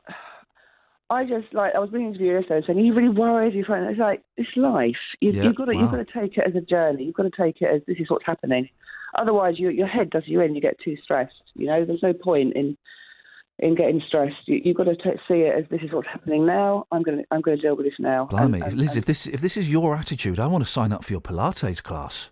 This is my attitude. Your whole Zen style is I love it. I wish I could be like that. That's incredible. Get me a slot on the show. I used to do local radio. Blimey. Birmingham. I love it. Get me a little, how to deal with this slot, and I'll do it. I'll have a word with Nick Coffer. We'll get you on there. Liz, listen, Cool. best of luck to all of Thank you. you. And, Dad's lucky to have you lot to rally round him and Absolutely, he is. give him a boot up the Absolutely. backside. I wish him the best of luck. Thank you very much. Thanks, Cheers. Liz. I appreciate that. Blimey. And it makes you think, doesn't it? It's, that families are having to... She was great. Families are having to move out of their homes. And if it's just you and your girlfriend or you and your husband, it's a pain in the bum, but it's doable. You and kids? It's trickier. If you're blind and you've got your routine and you know where everything is and that's just... That's just a tough one. Well done, Liz. Good luck to Liz's dad. 03459 455 555. If you live in that area, you're more than welcome to give us a call, of course. We are expanding it. We're looking for your story. I'm just going to throw this out. What did she describe it as? A weird hole. So, I'm handing that out to you, dear listener. This is your phone in for the morning. Weird holes. 03459 455 555. Travel news for beds, cards and bugs. BBC Three Counties Radio. The M1 slow-moving southbound towards junction 13, the Milton Keynes South exit, because of a breakdown earlier on. It's all open, but delays remain. We're a little unsure as to why it's still so slow into London on the M1. There was an accident earlier, just before Gateway Services. It's all opened, and we can't see it on camera. We can see the queues on the sensors. We can't see why it's still really slow down towards Gateway Services. If you have any updates, do call us. Southbound A1M, usual congestion at the moment south of Stevenage. It's very busy into London on the A1 down to Mill Hill Circus, and at Amps Hill the A507 closed off this morning between Fordfield Road and Station Road because of a serious accident. The air ambulance is on scene. The A421, by the way, that's now slow approaching the M1 at 13 because of the delays on the motorway. Onto the trains, no reported problems. James Worley, BBC Three Counties Radio. Thank you, James. 7:17. Friday the 2nd of October. I'm Iain Lee. These are your headlines on BBC Three Counties Radio. Residents in St Albans have been told it could take weeks to repair a sinkhole that's appeared in their road. 9 people have been killed in another mass shooting in America, and Royal Mail has stopped deliveries to more than 120 homes in Aylesbury after a postman was attacked by the same dog 3 times. Very simple question. Whose side are you on? Royal Mail or the little old lady that owns that tiny dog? 03459 455 555. If you've missed any of the programmes here on BBC Three Counties Radio, you've missed things like this. What have you got for us, Liz? Can you beat leaving his scooter behind? Yes. I've left my knickers behind. But there is a way you can hear it all again. And he had been replaced with a baby grey budgie. What? Yes, he's been replaced. bbc.co.uk/Three Counties Radio. Yes, the idea of preparing for Monty Python made me aware that I enjoy being on stage, enjoy being in front of a live audience. Allowing you to listen to what you missed. Would you sue your neighbour, your friends, if your child got hurt on one of their trampolines? bbc.co.uk/Three Counties Radio. This is Iain Lee. On BBC Three Counties Radio. The Royal Mail have stopped delivery to over 120 homes in Aylesbury after a postman was attacked by the same dog 3 times. Post has been suspended for the whole of Wadden Chase after the postman required hospital treatment. The Royal Mail have decided that delivering to the street poses an unacceptably high risk of further dog attacks. Dave Joyce is the Health, Safety and Environment Officer for the Communication Workers Union. Joins us now. Morning, Dave. Good morning. The whole street is being punished for one resident. That doesn't seem fair, does it? It's very unfortunate that that's the situation, and it's something we very much regret. But unfortunately, we've got an irresponsible owner who chooses to actually walk a dog up and down the street and not keep it under control, and as a result of that, the postman has been attacked on 3 occasions, and you have to ask the question, how many times do we actually have the postman attacked before we take action to try to alleviate that problem? Well, 3 seems to be the answer. What is the? I know we've spoken in the past about the number of dog attacks, and it's one of those things. Ho. Actually, it's quite serious. And this fella was taken to hospital after one of the attacks. What's the training that's given to postmen to deal with unruly dogs?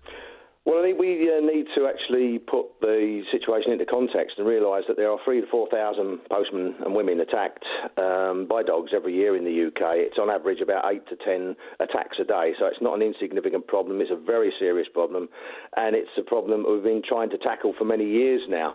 And so, therefore, we have to take these situations seriously. We don't, and we very much regret suspending deliveries. It's a temporary arrangement, and as soon as we can, we can convince ourselves that the risk of further attacks has been removed, then the deliveries will be restored. Back to the question, what's the training for postal workers in terms of dealing with dogs? Well, the training is that basically we've moved to a zero-tolerance approach because in 2007 we peaked at 6,500 attacks and 2 postmen were nearly killed that year. And so what qualifies as an attack? An attack can be anything from a minor nip right up to the most serious attacks. As I say, we had 2 people nearly killed.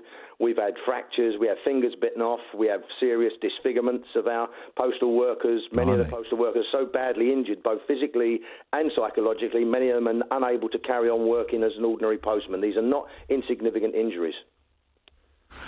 Do you know what? I'm kind of on your side on this. Really, I think that primarily it's the owner is to blame. But it just seems to me, seems unfair that the whole street is being punished because of one owner that can't control her dog. Is there no way around it that you have? I know that actually. Well, I think one of the incidents happened in the street, but that you just don't deliver to her, or the 10 houses either side of her you don't deliver to. If the attack was on the owner's property and it was confined to that particular area, we would suspend deliveries to that one address only. Unfortunately, these attacks are occurring in the street. Yeah. The individual owner has been spoken to by Royal Mail and by the police and has been asked to keep the dog under control when the deliveries are being undertaken and to keep the dog muzzled in the street to avoid it biting the postman. And the owner has decided to ignore that advice. And so the police are now investigating a prosecution and the individual owner may well be prosecuted under the Dangerous Dogs Act. I wouldn't hold out too much on the police. When we spoke to them yesterday, they called us back to ask for details of the attack, as they said they'd lost all the details. So well, if the police don't prosecute, then Royal Mail certainly will. And that's an option, is it? The Royal Mail would do that. Indeed. I mean, we campaigned for 7 years to get the Dangerous Dogs Act extended. We were successful in achieving that. In May of last year, the Dangerous Dogs Act was significantly strengthened and extended, and we've got a policy now. We've just signed up a new agreement, a service-level agreement with the National Police Chiefs Council to get more consistent enforcement of the law. But as a fallback, where they fail to prosecute, Royal Mail now will prosecute owners if we believe that there is a substantial case and a reason to do so. And I'm playing devil's advocate slightly here, Dave, so bear with me. Even though it's just a lonely little old lady, big bad Royal Mail would prosecute her and her only little friend, the dog. Well, the circumstances will all be taken into account, but at the end of the day, I mean, again, this is not a measure that we sort of just take lightly. But if we've had a situation where a postal worker has been bitten on 3 occasions, has been hospitalised and is still actually under medical treatment, then we have to do something to ensure that we can both ensure the safety of the postal worker, but ensure that we deliver the first-class service to the 120 households that are currently being denied a service and are having to go and collect their mail from the delivery office. We don't want that to happen. And it's all down to one irresponsible owner who's been spoken to and has been asked to cooperate and keep her dog under control. Well, it's great to know that Royal Mail have started doing first-class deliveries again. I thought they got rid of that years ago. Dave, my tongue is in my cheek. I appreciate your the best service in the world. Well, I tell you what, your parcel delivery is better than some of those dodge pots that are out there doing it. Indeed. I'll give you that. City Express went busted. You go to Parcel Force and you're sure you got the best service in the world. Oh, it's better than the dodge pots that were delivering my phone last week. We're going off on a tangent. Dave, nice to talk to you. I appreciate your thoughts. Thank you very much. Cheers. Dave Joyce, Health, Safety and Environment Officer for the CW. You can't not be on his side, can you? I mean, part of me thinks, oh, big bully boy Royal Mail picking on an old lady. But, you know, post, I think it was a postman. I'm going to say postman, but I know that you chicks can deliver letters almost as well as guys these days. But you can't carry such a heavy bag, and if you're on your period, then forget it. But... Wow. I mean, you laughing makes it worse, Kelly. I had a mouthful of tea and I wasn't expecting that. No one's expecting that. Nobody expects the Spanish Inquisition. The second-class service refers to chicks. Wow. But still, you look cute in those uniforms, and and your cap at a jaunty angle. Love it. No, guys, you're not going with that? Okay, well, maybe. I think we know why. That's Kelly laughing, not me. Hang on, Kiri, are you laughing? Well, I would stick up for the postman, I have to say. I think so. Would you stick up for womankind? Of course. Okay. We are supreme. What? I don't know about that. Kath's gone quiet. You right, Kath? Just writing it all down for the tribunal. You've got to be on the side of Royal Mail here, haven't you? It's a tough one because it's an old lady. It's probably her only friend. But you've got to be. It's got teeth and it draws blood. I mean. That's like some of my friends. But you've got to be on the side of Royal Mail, haven't you? Haven't you, Kiri? Definitely. She just doesn't walk the dog when it's time for the post to come. Saying that, though, Then invite someone else, Kiri. I'm invited. I'm now in Vegeled into the. Sorry, it's a word. Who's that? That's my dog. Is the postman coming? Breakfast. I'm inveigled. That's inveigled a bit. No, I like Vegeled. I'm inveigled into the world of the dog walkers now. Now that I've got a flipping dog, and it really does my nutting right. So I get to go out and see all these dogs, and already I'm seeing some familiar faces. Okay, professional dog walkers, not all of them. They're flipping chances, aren't they? They're flipping. Get this, Kiri, right? There's this. I see this thing, and they've got there's these two women. They've got a van. They've got the pink polo shirts with the logo, everything embroidered on, right? There's two of them. They have about 12 dogs each that they take out, right? And when a dog does a whoopsie, blind eye. What? They turn a blind eye. Bad. Massive dog was doing a whoopsie, turned a blind eye. Isn't that outrageous? You want to report them? And also, 12 dogs, I'm exaggerating slightly, maybe 8. 8 dogs per walker, that's too many. That's too many to have. That dog's not getting the fun-loving criminal treatment that it deserves. The thing is, it's a good job dogs are stupid. Scooby snacks, isn't it? If they had a word with each other, the dogs, they could take over. Yeah. So you meet they haven't got thumbs. So you meet although they can turn the TV over, they do it, but anyway, it doesn't matter. So the professional dog walker is, to me, the ultimate chancer. And also, so I parked up in the car park near the park where I go, right?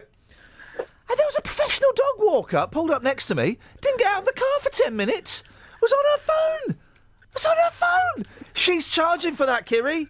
She's charging for that. It's an hour-long walk. Yeah, well, 10 minutes is you in the van on the phone. Chances. All you dog walkers, utter. And if you can't walk your own dog, what have you got a dog for? Why are you talking at a pitch that only dogs can hear? Honestly, Kerry, it's peed me right off.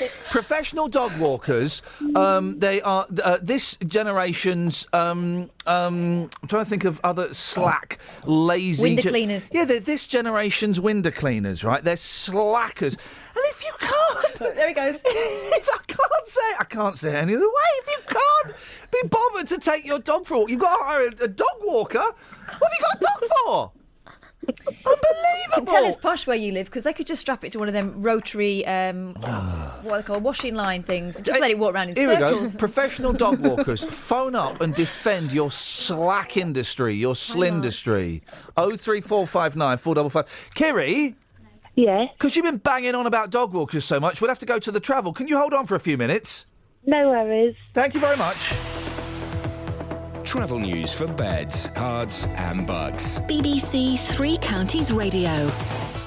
Slow on the southbound M1 towards junction 13 at the moment because of a breakdown earlier on. Fairly heavy passing Toddington services on the sensors, and it's still slow into London on the M1 down towards Gateway services. So we think it's because of an accident. Well, it is because of an accident earlier, but delays remain, unfortunately. As for the A1M, that's slow passing Stevenage. Delays on the A1 into London from the Holiday Inn all the way down to Mill Hill Circus. A10's building up as well now, down towards Carthatch Lane and Enfield because of roadworks. And the M25, well, anti-clockwise towards the M40, slow moving. The A507 is still closed between Amptill and Millbrook. The Woburn Road's closed off from Fordfield Road to Station Road after a serious accident, and the air ambulance has been in attendance.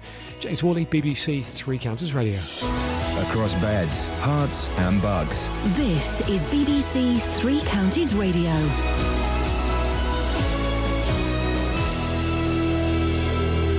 It's 7:30. I'm Simon Oxley. Residents in St Albans have been told it could take weeks to repair a sinkhole that's appeared in their road. Experts say the hole in Fontmell Close is most likely to have been caused by the collapse of a previously unrecorded mine.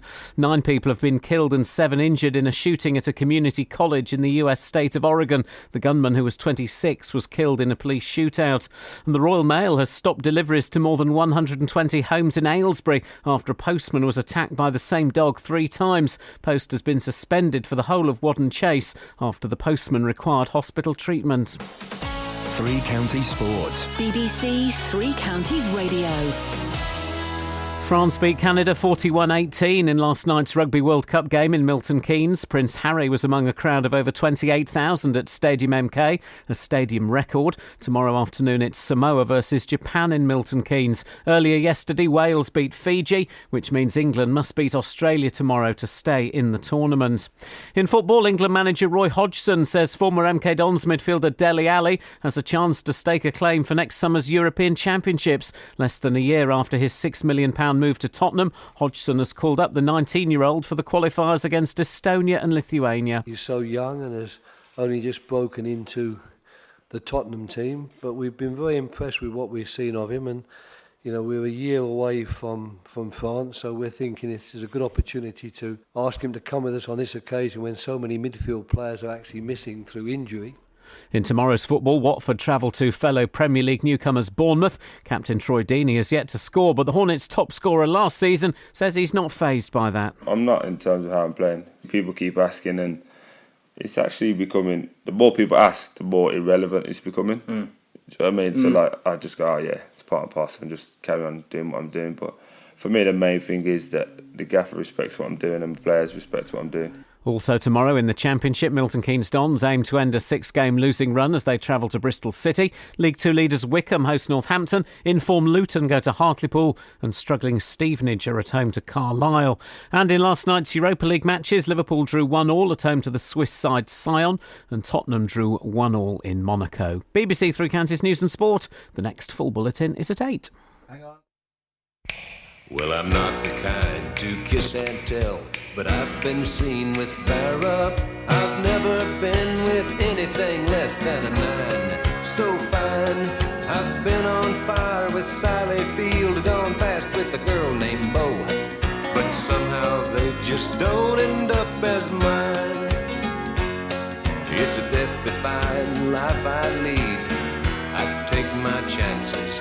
I die for living in the movies and TV.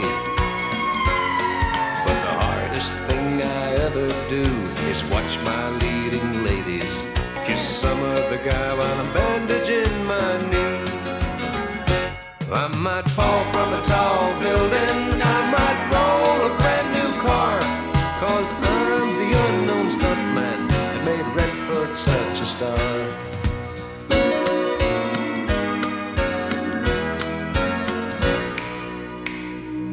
I've never spent much time in school, but I taught ladies plenty. It's true, I hire my body out for pay. Hey, hey, I've gotten burned over Cheryl Teague's, blown up for Raquel Welch.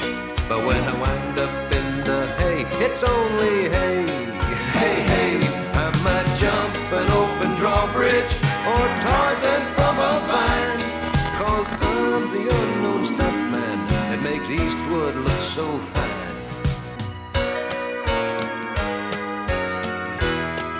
Do you know, and I've just Googled it, and I bet it doesn't exist. Do you know what I'd like to see more than anything in the world? Yeah. What? You're not seeing them. No, I've been there, done that. I'm talking about, I would like to see the recording session of Lee Majors in the booth recording that. Because there's a brilliant bit, I didn't know, there's a bit where, there's a bit, hang on, listen to it again, hang on. Hang on a minute. There's a bit where he laughs, and I hang on, because he's acting it, he's an actor, he's not a singer, he's an actor, and he's acting it, here we go. Hang on, there's a bit where he laughs, it's like a tiny little, not this bit, hang on, mate. I just thought, here we go.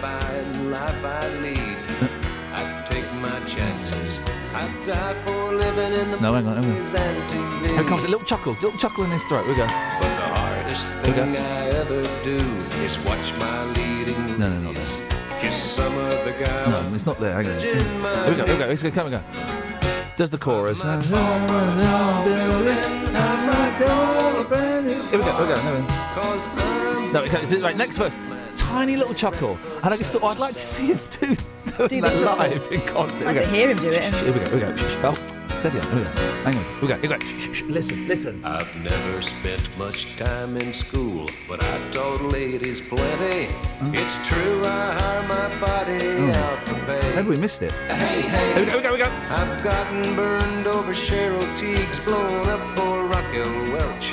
But when I wind there, but when I wind, is there in there? But when I wind, but when I wind, but when I wind, but when I wind, but when I wind, there, but when I wind, I've gotten burned over Cheryl Teague's, blown but when I wind, Raquel Welch.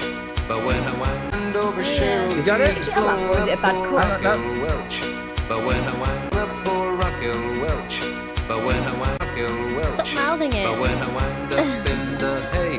But when I wind up in. But when I wind up there. in. But when I wind there. You do Maybe he's chuckling to himself about the next line, but when I wind up in the hay, it's only hay. He thinks that's funny. Kiri, were you paying attention or what? Yes, sorry, I was. What were we just talking about, Kiri? That song that you were just playing. Yeah. About the wang. About the what? About the what? About the song we're playing about the what?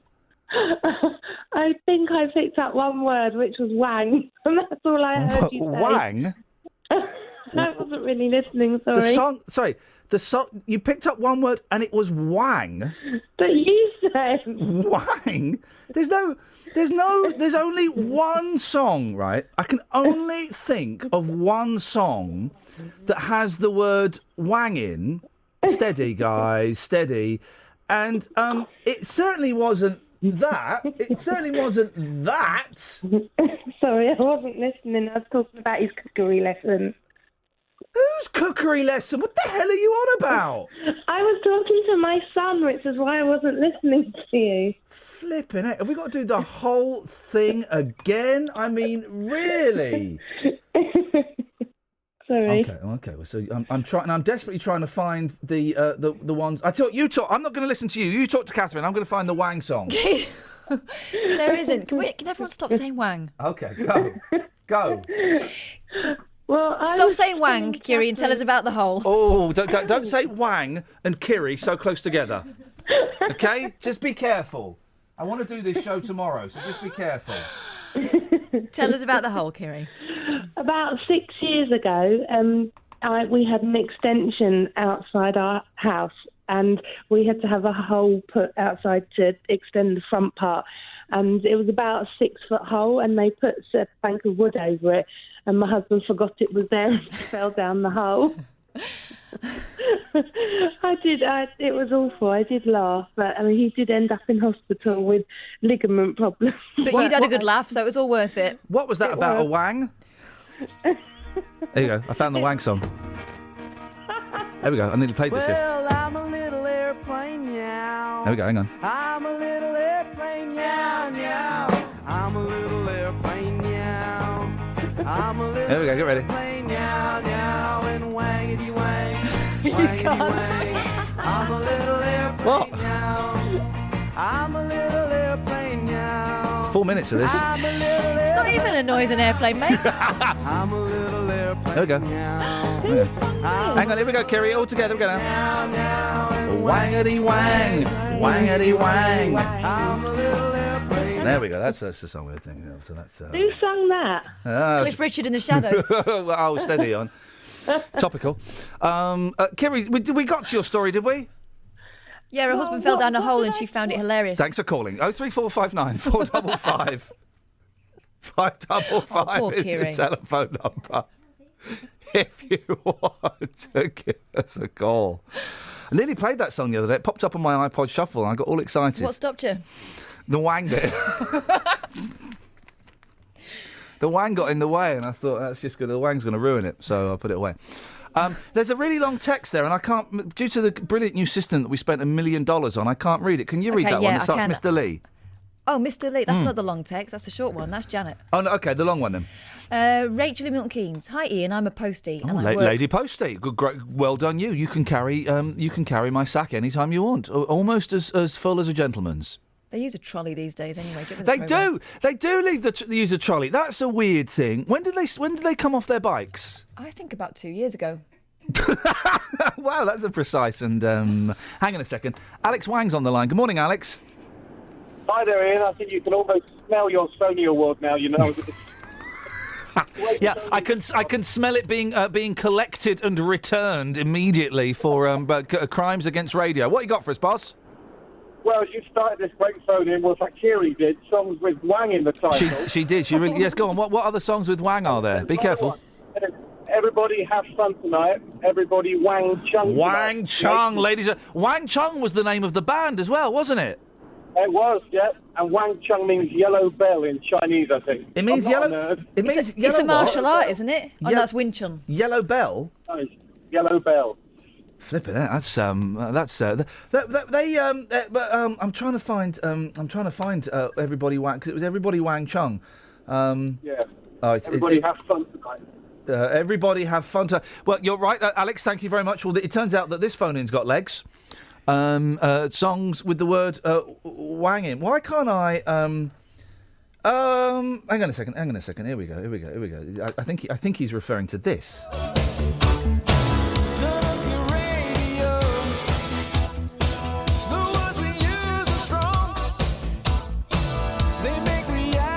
Welcome to this is what the 80s sounded like. Pretty bland, primarily.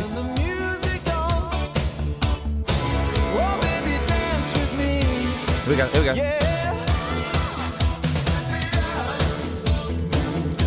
Maybe this is bad. We could wait for the rest of our lives. You didn't even say it. You didn't even let him say. We could wait for our whole lives.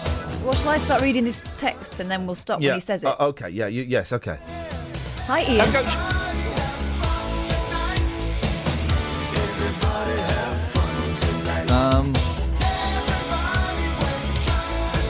What? That didn't sound. Everybody Wang Chung tonight. There we go. There's songs with the word Wang in. We can do that. Tread carefully. 03459 455 555. That did not sound like Wang. There we go. Hi, Ian. I'm a postie and work all different routes. I'm sorry to hear that. I love dogs. And I carry treats on my rounds for That's the dogs stupid. I meet. That's stupid because you now smell of dog food. You smell of those little biscuits, those little treats. Let me continue the text. Please. I've been bitten 5 times. Of course you have. They smell you. They go, here comes lunch. 3 from terriers. 1 completely jumped a 5-bar gate and bit me as I was walking past the property. What's a 5-bar gate? It's a gate that's got 5 slats. What's a slat? I'm doing the motion with my hands. Okay, right. Yeah, straight line, yeah. 1 completely jumped a 5-bar gate. I know, with mate, me you just said. And bit me as I was walking past the property. The owners were spoken to and asked to keep the dog in or under control. They chose to do nothing, and there were a further 2 attacks from that dog, 1 fairly serious.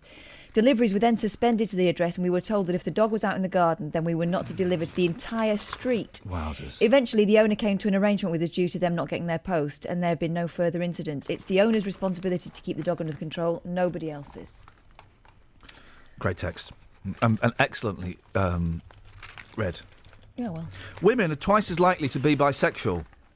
So if I've done the maths properly, that means you're all quadsexual. Is that right? You should just square it. Bisexual to the power of 2, please. It's a great DVD. This is the stat. Women are more than twice as likely as men to be bisexual, a survey has found. According to the research by the Office for National Statistics, why do they even bother? I mean, why would anyone commission a study like that? How do they find it out? That by looking through keyholes. Hey, 03459 455 555. What have you seen through a keyhole? Do you even get keyholes anymore? You don't get keyholes you can look through anymore. Because it's the year of the chub, isn't it now? We're back to Wang Chung. It is. All of the locks now are security locks. And inside houses... Oh, we've got one, not little toilet. Kids peep through it. I don't know what they expect to see. In your little toilet? Buy them a downstairs toilet. Buy them a television. You used to get them in houses, even though you didn't get keys for you have a little keyhole. And that's why you look. The things you've seen. Well, let's do a recap on the things before we go to the travel, because there is a lot for you to get your head around today. Things you have seen through keyholes. Whole story. So that could kind of fit into that. Ever dislocated anything? Was the text from that? Hi Ian and gang. I like it. Simon in Slough says, my daughter's kneecap dislocates for no reason. The cap slides to the side. We have to slide it back in. Whatever else it was we were talking about, you know the rules, guys. You can call in about anything. 03459 455 555. Travel news for beds, cards and bugs. BBC Three Counties Radio. Starting out in Bedfordshire, the A507, the Woburn Road, is closed between Ampthill and Millbrook after a serious accident early this morning. The air ambulance has been on scene. Closure points are Fordfield Road and Station Road. Really slow through Dunstable this morning, we've seen on the sensors on the A5. The A508 southbound towards Milton Keynes through the Cosgrove area, queuing down towards Yardley Road and onto the motorways. Well, the M1, quite heavy southbound at Toddington services, still heavy into London approaching Gateway services because of an accident earlier. There may still be something that's causing a problem down there, but we can't see it on camera. We can see the delays on the speed sensors though. And the A1M southbound at Stevenage is slow. Delays into London on the A1 from the Holiday Inn all the way down to Mill Hill Circus. And onto the trains, well, no reported delays. James Worley, BBC Three Counties Radio. James, thank you very much. After the weather, I'm going to do something that could potentially lose us all our jobs. I'm going to take a punt. Bear with me. It could be worth it. It could be. Let's just put our coats on and let's hope that Jonathan's ready to start maybe an hour and 15 early. 7:46. These are your headlines on BBC Three Counties Radio. Residents in St Albans have been told it could take weeks to repair a sinkhole that's appeared in their road. Royal Mail has stopped deliveries to more than 120 homes in Aylesbury after a postman was attacked by the same dog 3 times. And one person has been seriously injured in a collision involving a car and a motorcycle, which has closed the A507 at Ampthill this morning. Let's get the weather. Beds, Herts and Bucks weather. BBC Three Counties Radio. Hello, very good morning to you. We've got some patchy mist and fog across the 3 counties at the moment, so do watch out for that if you are driving. It's a rather chilly start as well, with some temperatures as low as 4 or 5 degrees Celsius. But a lovely day again today. Do try and enjoy it because it's not going to last into next week, of course. Lots of blue skies and sunshine around. Bit of patchy cloud at times and a very light breeze, a lighter wind than yesterday. Top temperatures today up to 17 or 18 Celsius. Somewhere we may even get 19, which is 66 in Fahrenheit. It'll feel nice and warm in the sunshine with those light winds. Now, overnight tonight, we do the whole thing all over again, so no big changes. It's going to feel really rather chilly once more. Temperatures possibly as low as 4 or 5 degrees Celsius once more. We might even get a touch of frost on the grass, maybe in the more rural spots. And there will be some more mist and fog patches as well. Now, the weekend is looking dry, but it's also looking a bit cloudier than it has been over the last couple of days or so. But still some sunny spells coming through at times, particularly on Saturday.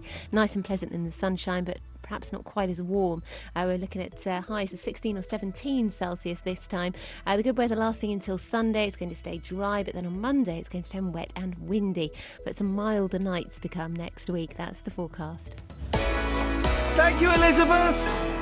Nick Coffer on BBC Three Counties Radio. History coming up very shortly with the brilliant Dan Hill. He's a local historian. Silversworth, amongst other things, has got quite a rich history. As it's further east, there is a lot more influence with regards to things like air raids. Weekdays from 12. Great music as well coming up here on BBC Three Counties Radio. Freddie Mercury, The Great Pretender. Go West as well on its way. First though, here's T-Rex. Nick Coffer. You know, it's fantastic to be able to get, people like Nathan Bell and Gary Matthew and, experienced but still early on in their careers, giving them the opportunity to come and make music in a lovely environment. Luton Library Theatre. Could you describe modern Britain in 50 records? Stuart McConey is doing just that in his book. I don't think you're ever going to get another Beatles who dominate the pop cultures. Nick Coffer, weekdays from 12 on BBC Three Counties Radio. Shoop, shoop, diddy, come away, nay, shoop, shoop, diddy, come away, nay, shoop, shoop, diddy, come away, nay. Shoop, shoop, diddy, come away. No, we got away with that. It only came out on one speaker, so that's okay. That's the 80s again. That was the 80s. I'd never. Loads of people got in touch and said, "Well, have you surely shoop shoop diddy wop come a wang dang." What's that about? Yeah. I've got to play it again on a slightly better. Shoop, diddy wop, come a wang dang. It's a New Zealand song. It's on Mushroom Records, so you know it's going to be quality. If it's New Zealand, it should be a wing, shouldn't it? You know it's going to be a quality song. Why can't I get it on... hang on a minute, it might be worth... I wonder if I can... shoop, diddy wop, come a wang dang. It's not on iTunes. Well, that really is... scandalous. That is absolutely scandalous. Scandalous. Have we got any more texts while I Yeah. get some We have. texts? Neil in Royston says, Ian, if you're looking for a movie like Cube but better, try Fermat's Room. Better acting and a bit more believable. Top tip there. I like The Cube. It was absolutely rubbish acting, but I tried watching the Cube too, and the acting in that is even. Hang on a second. Oh, here we go. Shoop, shoop, diddy, come away, nay, shoop, shoop, diddy, come away, nay, shoop, shoop, diddy, come away, nay. We've just found the best song in the world. Come away, nay, shoop, shoop, diddy, Take this, Stuart McConey, and stick it up your wang dang. Who's this fella? Well, the shoop shoop dance for the mood you're in, and the diddy wop mean let the fun begin. It's a feeling gonna sit you since it's reeling and you can't sit still. Come on, mean what you thought, that's right. And the wang dang gonna get you through the night. Oh, wang dang gonna get you. This is the best record ever. The video is very sexy. It's got well, it looks like Robert Elms in the 1980s. So Robert Elms. I mean, he's got a fag on while he's singing this bit. Of course he has. Wowzers, have you seen the video? No, I'm watch gonna the have a video. look You watch the video while I do the rest of this, because it really is. Thank you to everybody who told me about that. How have I missed? Glass boulders, brass pinch me hang about. Ladies and gentlemen, we've asked for songs. Kiri has started the phone in songs with the word wang in. So far, it's the second best phone in I've ever done. The first best, Celebrity Handkerchiefs. 03459 455 555 is the telephone number. I always worry what my guests must think when we're doing stuff like that, and we're going to something that's actually quite serious. So, but there you go. People living in a sheltered housing block in Hertfordshire say they're worried for their safety after discovering a major fault with their alarm system.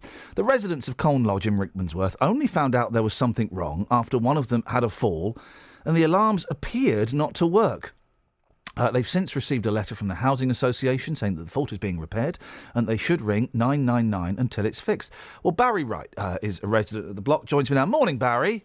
Morning. So these these alarms, what are they supposed to do? They're supposed to, in a distressed situation, you would pull your cord and you would get to a help centre immediately. They would ring back and find out, what is the problem, and sort of work out whether they got to send an ambulance or how soon to send an ambulance and that. And usually that's instant. You pull the cord and then everything follows suit, and then the ambulance would be here sort of 20 minutes or whatever. That didn't happen the other day, did it? No. And on top of the cords that we have, the people, the vulnerable people, wear these FOBs around their neck. Now, they're supposed to protect them and sort of so they can push the button, if they fall over or feel in need, have a heart attack or whatever on the premises. We now find out that they only work inside the building. They don't work on the premises. Was that not... Now, because a long time ago, there was a gentleman that wanted to kill me. And it did, it's true. And I don't know why. And I had one of those alarms, okay, in case he broke into the house. It was all very serious. Right, But when I was issued that alarm, and also my mum had one when she still lived at home and was very poorly. When that alarm was issued, I was told, it won't work outside of the house. Did they not explain that to you? They hadn't been explained. Well, that's no good, is it? So that's pretty rotten, actually. The alarm. So what was the situation where you had cause to use the alarm indoors and found out that it wasn't working properly? What happened? Well, old Fred, an 88-year-old guy that looks after the vegetable garden. Beautiful. And in a distance from my flat, I'm on a second-floor flat, would be about where he fell, would be about 20 to 25 metres, no further. He had fallen in a corner, hidden by a shed, and could not get up. He was, so he banged and banged and banged on the shed hoping that because his FOB was not working, because he kept pushing that, thinking, Yeah. oh, well, that'll bring somebody. And people like me, I heard the banging, but I thought someone was building a shed because we're surrounded by neighbours. And at any rate, the lady downstairs, she got so fed up with the banging that she went to see what it was because it had been going on for hours. Yeah. And then she found Fred. Oh, So blimey. she knew he'd been there for more than 3 hours. Oh, bless him. So, you know, if it had not been just a fall over, I mean, had it been a heart attack, which is, you know, 88, that is quite possible. Oh, yes. He would have died. There is no doubt about it. He would have died. And am I right in thinking that, so the alarm that around his neck didn't work, but then someone pressed an alarm in the apartment, in the flats to get a warden? Yes, so we brought him back to to his flat, got him settled down, a cup of tea, and we pulled the cords. Yeah. And the cords broke. Two broke within his. And What do you mean, snapped off? Yes. Oh, just snapped. blimey. It's just like knitting wool. And then the lady, Iain, she shot along then to her flat and pulled hers, and hers snapped. Now, what happened was that at the top of these cords, you've got a sort of a bowl, and it had sort of activated a red light. But the only thing it was doing was sending this beep, beep, beep, beep, but not making a communication to the help centre. Yeah. So then we find out, our manager, unfortunately, is on holiday. Murphy's Law, shame. Yeah. So the manager... It's all going on there, isn't it? Blimey. all going on here. Cone Lodge, never a dull moment. No. Now, Cable House, which is in Oxley, the manageress, if Ken, our manager, is away, will come and help when she can. Yes. So she came. She's been an absolute angel, absolute fantastic. And that. But what they've established is the system is down totally. So anybody pulling the cords are not going to get anywhere because they are saying the motherboard in the main was packed up. And now, even on top of that, we've got a system here where a lot of people have carers and relations come to see them, and they normally ring their door number at the front door. You've got a system there where you push the numbers, and that will give you contact with whatever room you're going to. And then you push in your flat, you'd push another button, and it would open the door. Opens the door, yeah. I know. Now, that's not working. Oh, flip it. How long is it going to take to get all of this sorted, do you think, Well, Barry? On the letter that I sent through, that they'd printed, I sent it to Ben, I think. Yes, Shaggy we call him, yes. Oh. You wouldn't like him. He's a right state, Barry. He's got hair all over the place. He's got a scruffy bit. Oh, he's a right scruff. Oh, golly.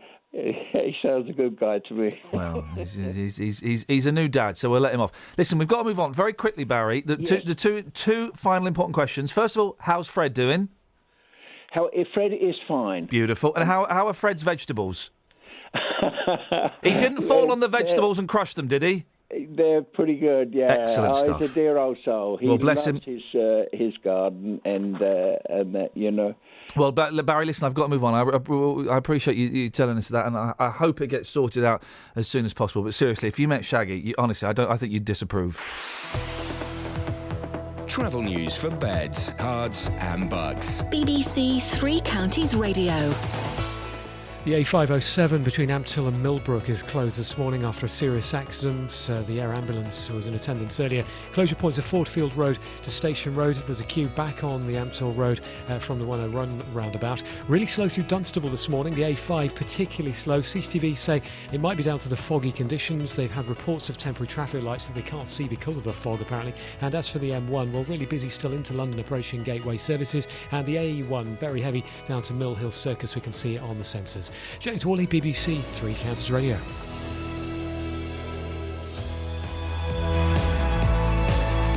Thank you very much. Busy show. Songs with the word wang in. That's thanks to Kiri. Your stories to do with holes. And have you ever looked through a keyhole What did you see? Local and vocal across beds, hearts and bucks. This is BBC Three Counties Radio.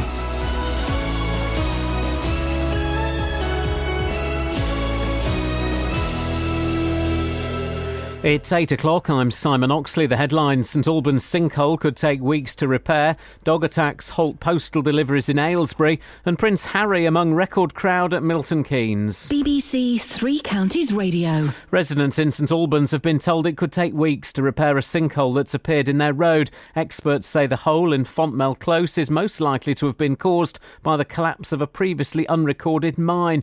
More than 50 homes were left without power following the appearance of the hole in the early hours of yesterday morning. Helen Reeves is from the British Geological Survey. It's often very difficult to spot these events. Occasionally there will be cracks in roads and in buildings that you can see, but it's quite rare to see these sometimes. Sadly, these events happen quite quickly with little notice.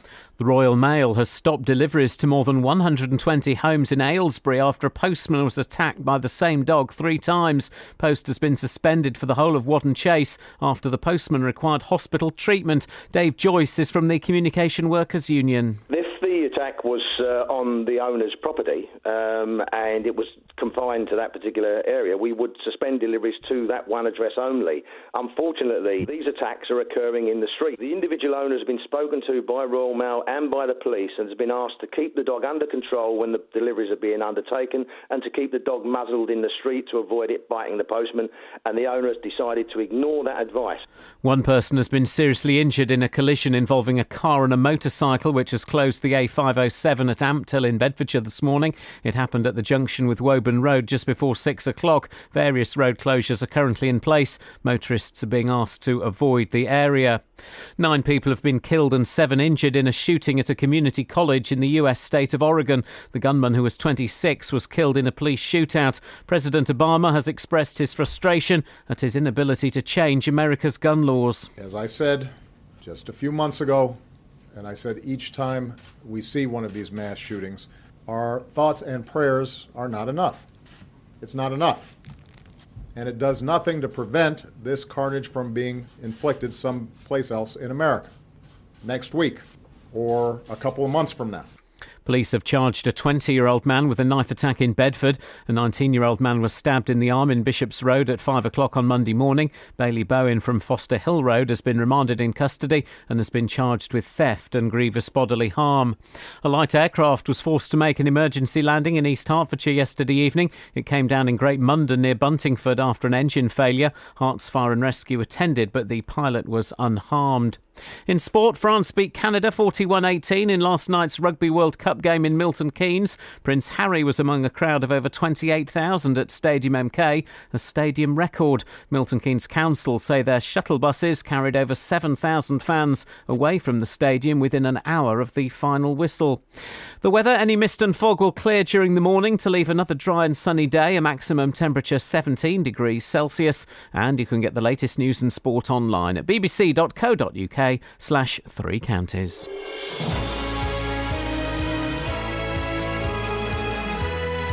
Thank you, Simon. I'm reading the comments to Montevideo and the Cassettes and the song Shoop Shoop Diddy Wop Cumma Cumma Wang Dang. I think they're all fellas, I think. Such talent, says Dean. Wish this guy would make more of his music available.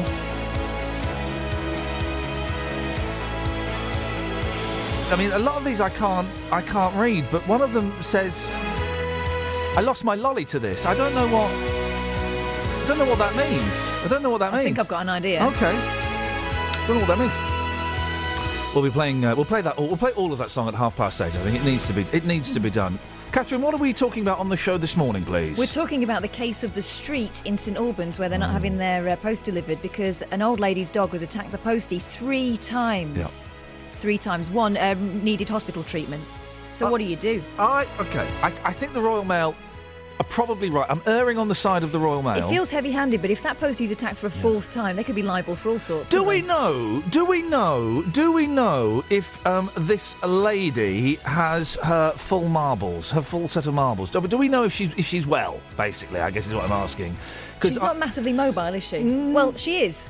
She uses a trolley to walk. I can empathise with her. If she's allowing her dog to go off and bite people, then that's bang out of order. But part of me wonders, well, is she well? I mean, this is why I'm trying not to come down too heavy-handed on her, because I don't want to bully someone who I make up may possibly be ill in some respect and may not be fully aware of what's. I don't know.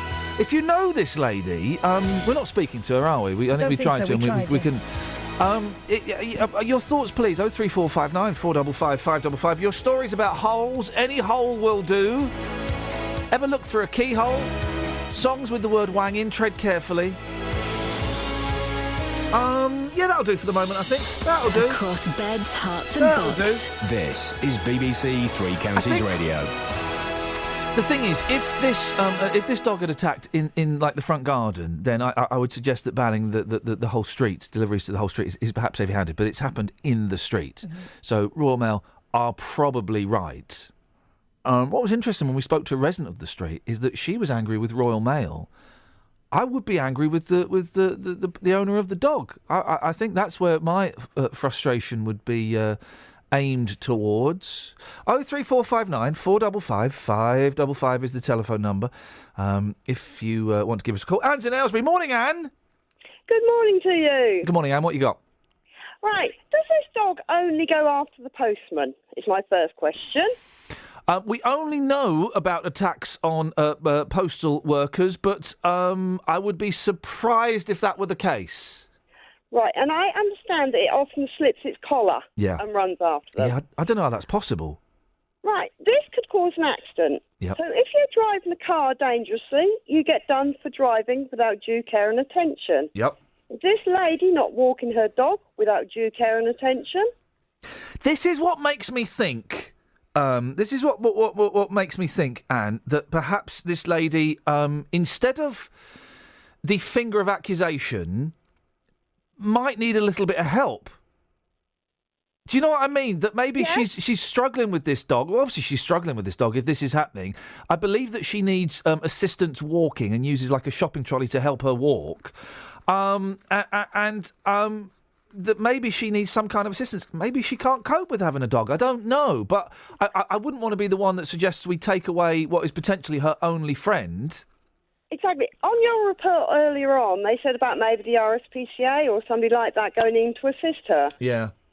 Can she not have this dog on a harness as well as a collar? Because my dog wears a harness when she goes out for a walk. It's all changed. The last time I had a dog, Anne, was 25 years ago, and we had her on a choke chain. Blimey, I can't imagine doing that now. Choke flipping, it was horrible.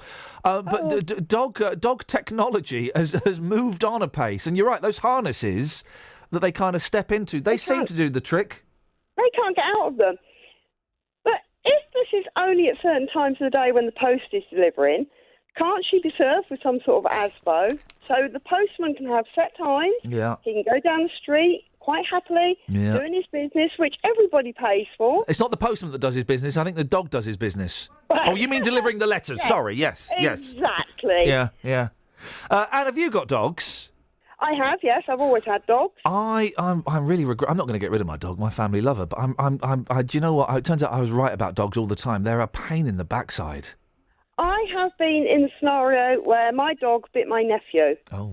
On the vet's advice, I had the dog destroyed. Gosh. Because he was a rescue dog. He had terrible temperament. Yeah. And the little girls next door used to stroke him over the fence. Uh-oh. Now, once he bit my nephew, everybody said it's only a scratch. Don't worry. Don't do anything rational. I said, look, I'll ask the vet's advice. He knew the dog from day one I had it. He said, now it's actually touched a human. It will do it again. I had that dog put to sleep because I could not live with it on my conscience.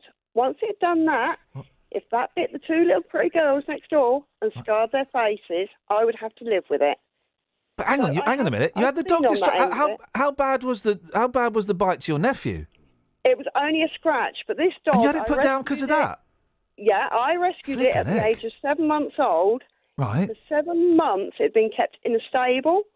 When I got it home, I opened a packet of crisps. It almost smashed the window with the noise. It was a nervous wreck. I had to be extremely careful with this dog. And like I say, it all happened. I was out in the garden. A neighbour had got a beef with me at that point. She was arguing. I was shouting back. My nephew, quite innocently, come down, knew the dog. So the dog was in a stressed scenario because you were shouting at the neighbour, but you had it put down because it did one small bite on your nephew. That seems... I'd done it under the vet's advice because I would not live with myself, had that dog scarred those little children that stroked it every day. The vet said once it drawn blood, it would still advance. But why? And I couldn't. Why didn't you either put up a bigger fence or tell the little girls not to stroke the dog, or put a muzzle on it when it was in the garden? You can't. It was an Alsatian. We're in council property. You have stated how high the fences can be. Well, put a muzzle on it then. You can't kill a dog just because it did a small bite once, can you? No, I take that as being a responsible owner. I take that as treating your dog's life with casual disregard. No, I love all my animals. But one little bite, and it's dead. A child is more important than any animal. Yeah, but it hadn't. But you said that the bite to your nephew was nothing. No, but the vets advised me, knowing the dog's temperament. Dogs bite. You know, and my dog is is still at the stage where she's like, you put a hand near it and it'll chew. It won't bite, but it'll chew. What am I supposed to do? Kill it? What age is it? It's 3 months. 3 months. It's a puppy. Anybody who knows about dogs know that they chew. Well, and you know about dogs, do you? It will be your socialising of that dog that will stop it turning nasty. Unfortunately, my dog had already been turned nasty to what the other people had done before. How long had you had it for? How long did I have it for? 5 years. It took me 5 years. And you hadn't managed to turn it around in 5 years? I had. It was just a scenario it was caught up in. But you were arguing with your neighbour, so it was in a stressful situation. Yes. And so it's more likely to bite in a stressful situation, and it wasn't a bad bite, and yet you killed it. I'll be honest, I think that's quite shocking. The dog had never ever advanced on a person. It would stand back and bark. And like I say, under the vet's advice, knowing the dog, because it had advanced... I think that's outrageous. Do it again. Well, I call it being responsible. I call it having a disregard for your dog's life. It was in a situation where you were shouting, so it was a stressful situation. You knew it was a nervous animal, and the bite wasn't even that bad, and you killed it. Yeah. Blimey. Because I'd rather it be the dog go. Well, then don't get an Alsatian, Anne. Nothing else. Then don't get an Alsatian, because you know what? Alsatians are massive dogs, and they bite. I know they are. I've had them before. And I tell you what, I can take my dogs anywhere. I can take them across the field, put them to a downstate, anywhere in that field, and they will not move, even though another dog They were the around lucky them. ones. They were the lucky ones. This was why I took in this ill-treated dog to try and turn it round. But in taking them in, if you can't, and under veterinary advice, you don't risk a child over a dog. Well, okay. All right, Anne. Thanks very much. Yeah, it's funny, isn't it? 03459 455 555. That, to me, I'll be honest, that's left me feeling slightly uncomfortable. That just feels a bit harsh to me.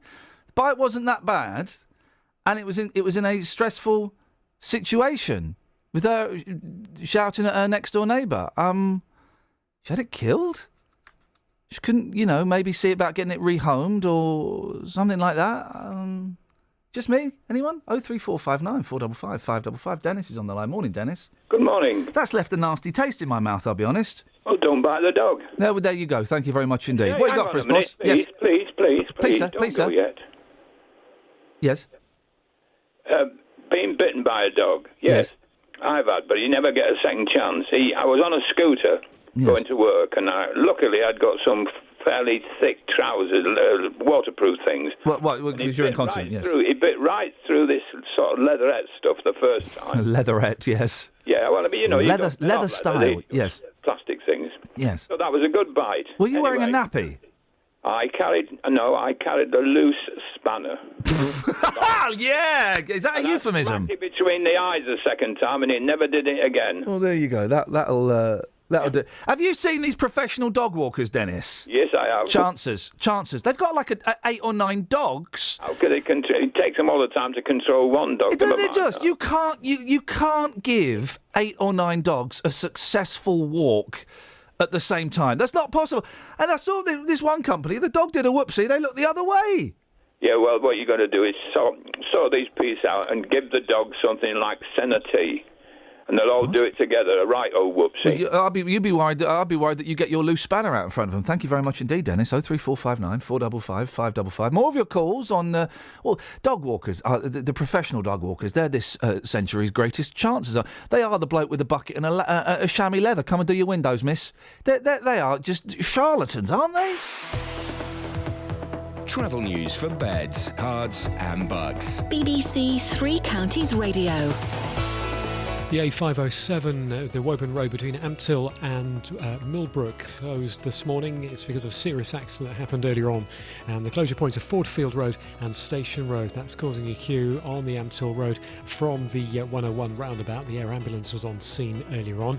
Really slow through Dunstable on the A5, possibly because of temporary traffic lights that are in place near to Church Street, but delays each way there. It's been really slow on the A508 heading down towards Milton Keynes from the Sherrington direction. In fact, very slow still on the A508, and also delays on the A421, the A509 rather, just south of the turn off for the 412. So slow moving on the roads around Milton Keynes this morning. If you're heading onto the M1, that's looking okay, although a little busy passing Toddington services.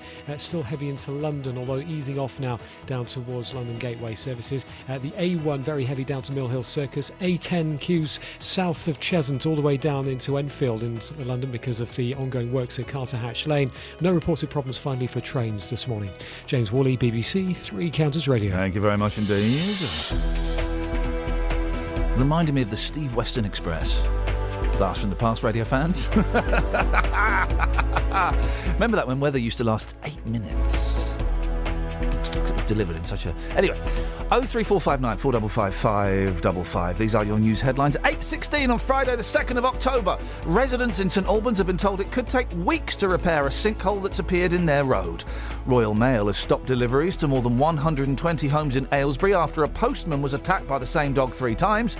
And one person has been seriously injured in a collision involving a car and a motorcycle, which has closed the A507 at Ampthill this morning. Every weekday morning. Good morning, Jonathan. Morning. Do you think it's right to tell 1 million disabled people they should get off benefits and find a job? Have your say on today's big phone-in. People who are going to be a nuisance are going to be a nuisance regardless of whether there are things to do. Is it true that people over the age of 65 drink far too much booze? The JVS show fights for your rights and tackles your consumer problems. Waited and the receipt came out, but the cash didn't. It's become a problem of late because obviously the trees got bigger as we've got here. We couldn't shut the French windows. It would appear that they'd buckled. I had a phone call from my daughter saying if we don't get off the train, they're going to hand us over to the British Transport Police. The JVS show, weekdays from 9 on BBC Three Counties Radio.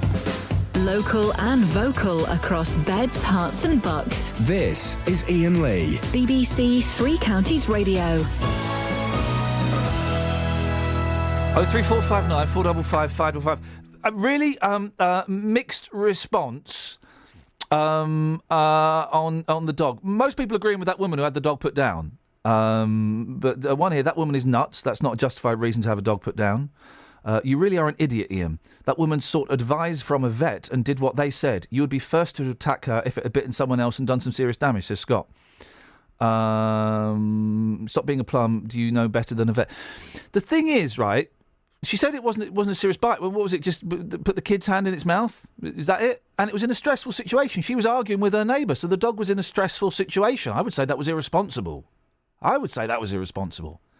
First reaction, get the dog killed? I mean, you couldn't go and try and rehome it or something like that. It just seems to me... It seems a very disposable attitude towards pets. Not having seen it, it's difficult to know. I know. I can't believe anyone would have their pet put down without thinking about it. I don't know. I can't believe anyone would do that. She laughed at the end, so she was obviously, I don't know what was funny. 03459 455 555 is the telephone number if you want to give us a call. Right, let me just click on this and this. And we're speaking to Ben. Right, lovely. Okay. Here we go. People who live near a massive sinkhole that's appeared in St Albans fear they may have to stay away for at least a month. The 60-foot crater opened in Fontmell Close yesterday morning, cutting off the water, gas and electricity supplies to more than 50 properties. Herts County Council have said they expect it will be weeks before the road returns to normality. Well, Ben Bagshaw lives opposite the hole. Joins me now. Morning, Ben. Good morning, mate. How you doing? Yeah, I'm fine. How are you doing? What happened yesterday? Oh, yesterday was a bit lively, wasn't it? But, we obviously woke up early hours of the morning. The sound of everything collapsing. Well, outside it was. And you could hear it collapsing, could you? Well, that's what woke me up in about 1:30 in the morning, yeah. Heard this huge sound of collapsing rubble. And first of all, jumped up, thought it was my van, someone was breaking in. Yeah. Then when you actually look up, I thought, actually, maybe those barriers have collapsed that were over the road because they had a small hole and then they had that protected. And I thought those must have just fallen over. Looked up, then realised I couldn't see the barriers and all I could see was this huge shadow, obviously in the darkness. Yeah. And you realise, actually, that's a bit more serious than it should be. Now, did you do what I would have done and gone straight back to bed, or did you do something more sensible? What was your reaction? I don't think you'd be going back to bed there when you see that. What did you do then, Ben? Well, we were up. Obviously, my wife's 7 days overdue as well, so I was obviously a bit more worried for her. Yeah. He was then starting to panic. You can hear the road collapsing. We jumped out. It's obviously moving towards our house, and we're not knowing where it's going to stop. So my first instinct was just to get her the other side of the hole, closer to a bit more safety. And then, I then tried knocking up the neighbours that were pretty much going to be affected as well, because again, like I say, he didn't know where it was going to stop. Phoned the police, phoned the ambulance, and then the rest is pretty much history. So that was at 1:30 in the middle of... The police turned up pretty speedily, I imagine.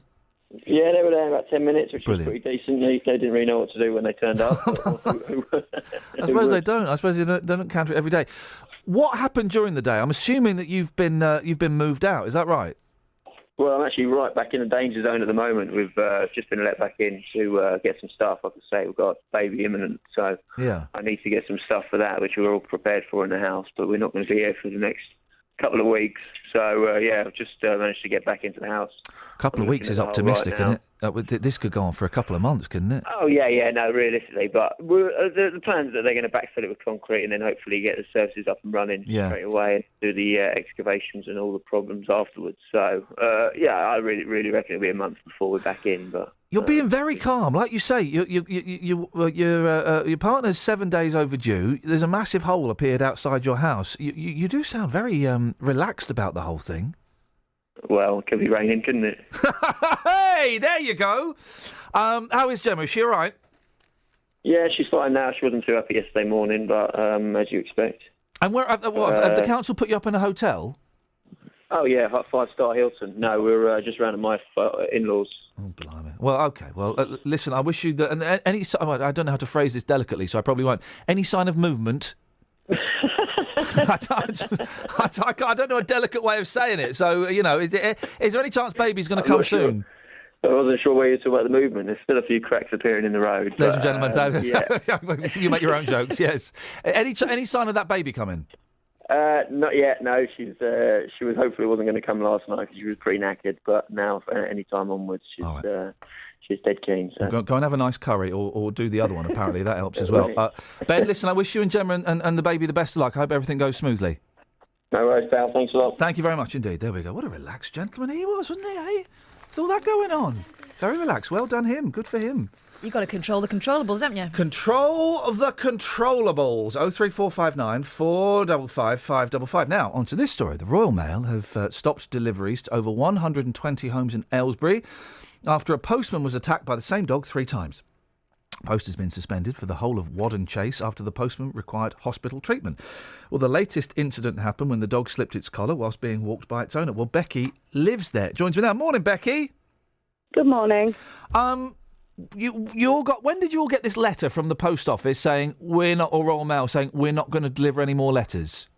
We actually received the letter on the 30th of September. Okay. But it did date on there that the latest incident was on the 16th. But we were still getting mail up until the 30th. So what's that? 4 or 5 days later. Mm.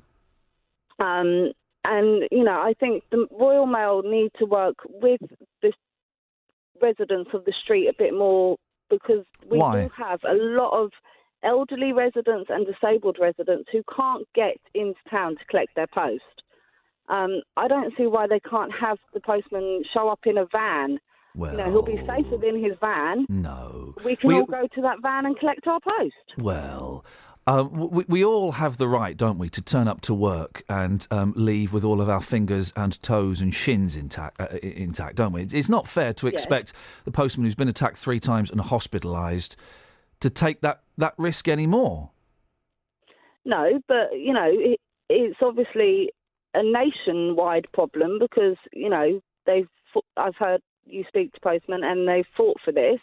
But it's a risk they take. We all take risks within our own work. But we shouldn't have to take. No one should go to work, and there be a chance of them being injured. That's no one should have to face potential injury just for doing their job. I do on a daily basis. Well, what do you do? I'm a groom, so I work with horses. Right. Okay. And if a horse kicked you in the face, if a horse kicked you in the face, you just go, oh well, that happens. No, but it depends on the scenario. Is the horse scared of something? They're flight animals. They're going to run away. Right. Well, okay. Well, but you still, Becky, you have the right to go to work and not be injured by or attacked by an animal. You have that right. Yes, but these things do happen. Yeah, but not if it happens 3 times. I would say the Royal Mail have given that street a fair crack of the whip 3 times and hospitalised. What, they should come back again and just give it a 4th try? Have you spoken to the owner of the dog? I don't know the owner of the dog, no. Right, okay. I don't understand why people are angry with Royal Mail, but not even slightly frustrated at the owner of this unruly dog. I don't know the owner of the dog, and you don't know the postman. I've seen him, regularly and spoken to him a few times. But I don't know the situation, and I think something needs to be done to control the dog a bit more. But why have the Royal Mail done this to the rest of the residents? Surely they can work with us a little bit more. Because it's that dog has slipped off the lead in the street. It's not even just happening on that woman's property. It's happening in the street. I mean, that could be a little kid that happens to. There's something needs to be done with the dog. Do you know the owner at all? No, I don't. Okay. And have you seen the owner walking around at all? A few times. Right. And does she seem all right? Does she seem with it and well? I've never spoken to her, but I've seen her walk it. She walks with, some sort of frame. Yeah. So she obviously can't, she's not mobile enough herself. Yeah. I'm really. If there was, I'm just trying to put myself in your position. Of course, Becky, I'm trying to imagine here. But if my street was cut off from the post because of one person and their repeated behaviour or their repeated inability to control their pet's behaviour, I'd go and knock on that person's door and say, look, this is a real pain in the bum for everyone. What can we do? How can we? Is there a way around this? Yeah. Instead of just pointing the finger at the lazy postman who don't want to come down because he's had to go to hospital. Yeah, but the issue we have is that the postman, they've just suspended it without any warning. Well, they've they've told you. Didn't know about this before. Well, they've told you on that date. They wrote us a letter on the 30th, and from that date onwards, we're not getting any post, and we don't know how long this is going to go on for. Crap. Well, it's really. I'm really interested why you're angry with the Royal Mail, and not the reason for this happening. It's not Royal Mail's fault that the post isn't being delivered. It's the lady. It's the owner of the dog's fault, isn't it? Yeah, in a way it is. Well, but, it Royal is. Mail need to work with the residents more so that we can get our post easier, Well, they've made it so you can go and collect your post. Yes, I could, but there are a lot of elderly and disabled people on the road who can't. They've been attacked 3 times and sent to hospital. What's not to say? You say they could park the van at the end of the street and everyone can go and collect it. Well, but they might get attacked again. They'd be in the security of a van. What? So they just leave the back open and people go in and rifle through and pick their own post? No. I'm saying they could be in the van and hand the residents their post that way. But if they see this lady and her dog coming, they can close the van off and not be near it. No. Every British worker has got the right to go to work and not face injury. I strongly believe that, and the fact that this fella has been to hospital and has been attacked 3 times. Why don't you go? Do you know where she lives? Somewhere on the road. I don't know exactly. Well, why don't you ask one of the neighbours and why don't you go round and knock on the? You sound like a very reasonable woman. Go and knock on the door and say, look, you probably know what's going on. This is really frustrating. What can we do to help? What can we do that we can then relay this message back to Royal Mail that their workers are completely safe? Can we take your dog for a walk? Can we club together and buy your dog a harness and a muzzle that will cost about 25 quid? Could you do something like that? I could, Jess. Do you think you might? Yeah, no, I can do. All right. That's not a bad idea. All right, Becky, nice. Well, listen, I wish you the best of luck. I hope you all get your mail soon. 03459 455 555. It's interesting, isn't it, that the 2 callers that we've had speaking about that, who live there, they're really angry with the Royal Mail. And I don't know if that anger... I think that anger is slightly misplaced. Well, I'm right, Anna. We all have the right to turn up at work and expect not to get injured. Apart from you, Kelly, because you need a slap. Thank you. You're very, very welcome. Travel news for beds, cards and bugs. BBC Three Counties Radio. The A507 between Ampthill and Millbrook is still closed after a serious accident early this morning between Fordfield Road and Station Road. There's a queue back to the 101 roundabout. The air ambulance was on scene earlier, of course. The A505 at Royston's queuing westbound towards the A1198. Now there's a lorry broken down near Tesco. That's the cause of the queue on that westbound side. Really slow on the A5 through Dunstable, possibly because of temporary traffic lights. The fog not helping. Really busy also on the A1081 trying to get into and out of Harpenden, north and southbound. Slow moving, and the A1M still very heavy southbound at Stevenage. Usual queues there. The M1's not doing too badly now, and the M25's running pretty well. If you're heading into London, quite a long queue on the A10 from Cheshunt all the way down to Enfield, approaching the works at Carter Hatch Lane. James Worley, BBC Three Counties Radio. Across beds, hearts and bugs. This is BBC Three Counties Radio.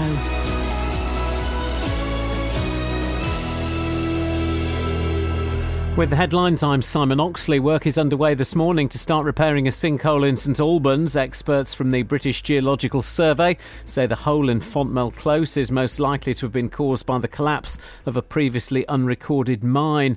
One person has been seriously injured in a collision involving a car and a motorcycle, which has closed the A507 at Ampthill in Bedfordshire this morning. It happened at the junction with Woburn Road just before 6 o'clock. And the Royal Mail has stopped deliveries to more than 120 homes in Aylesbury after a postman was attacked by the same dog 3 times. Post has been suspended for the whole of Wadden Chase after the postman required hospital treatment. Three Counties Sport. BBC Three Counties Radio. France beat Canada 41-18 in last night's Rugby World Cup game in Milton Keynes. Prince Harry was among a crowd of over 28,000 at Stadium MK, a stadium record. Tomorrow afternoon it's Samoa versus Japan in Milton Keynes. Earlier yesterday, Wales beat Fiji, which means England must beat Australia tomorrow to stay in the tournament. In tomorrow's football, Watford travel to fellow Premier League newcomers Bournemouth. Captain Troy Deeney has yet to score this season, but the Hornets' top scorer last season says he's not fazed by that. I'm not in terms of how I'm playing. People keep asking, and it's actually becoming, the more people ask, the more irrelevant it's becoming. Do you know what I mean? So I just go, oh yeah, it's part and parcel, and just carry on doing what I'm doing. But for me, the main thing is that the gaffer respects what I'm doing and the players respect what I'm doing. Also tomorrow in the Championship, Milton Keynes Dons aim to end a 6-game losing run as they travel to Bristol City. League 2 leaders Wickham host Northampton, informed Luton go to Hartlepool and struggling Stevenage are at home to Carlisle.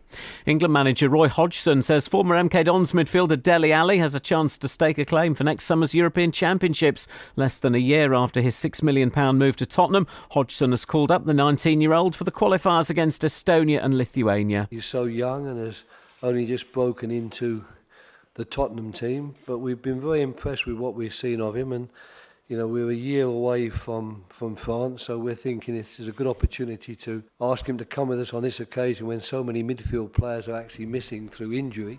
And in last night's Europa League matches, Liverpool drew 1-1 at home to Swiss side Sion, and Tottenham drew 1-1 in Monaco. BBC Three Counties News and Sport. The next full bulletin is at 9. Shoop, shoop, diddy, come away, nay. Shoop, shoop, diddy, come away, nay. Shoop, shoop, diddy, come away, nay. Shoop, shoop, diddy, come away, nay. Shoop, shoop, diddy, come away, nay. Shoop, shoop, diddy, come away, nay. Well, the shoop, shoop stands for the mood you're in, and the diddy wop mean let the fun begin. It's a feeling gonna sit you since it's reeling and you can't sit still. Come on, mean what you thought, that's right. Then the wang dang gonna get you through the night time, baby. That's the right time if you wanna lose control. Shoop, shoop, diddy, come away, nay. Shoop, shoop, diddy, come away, nay. Shoop, shoop, diddy, come away, nay. Shoop, shoop, diddy, come away, nay. Shoop, shoop, diddy, come away, nay. Shoop, shoop, diddy, come away, nay. Shoop, shoop. Little party, nothing formal. She's in the corner, look quite normal. Empty glass, bold as brass, pinch me hang about. Shoop, shoop, diddy, come away, nay. Shoop, shoop, diddy, come away, nay. Shoop, shoop, diddy, come away, nay.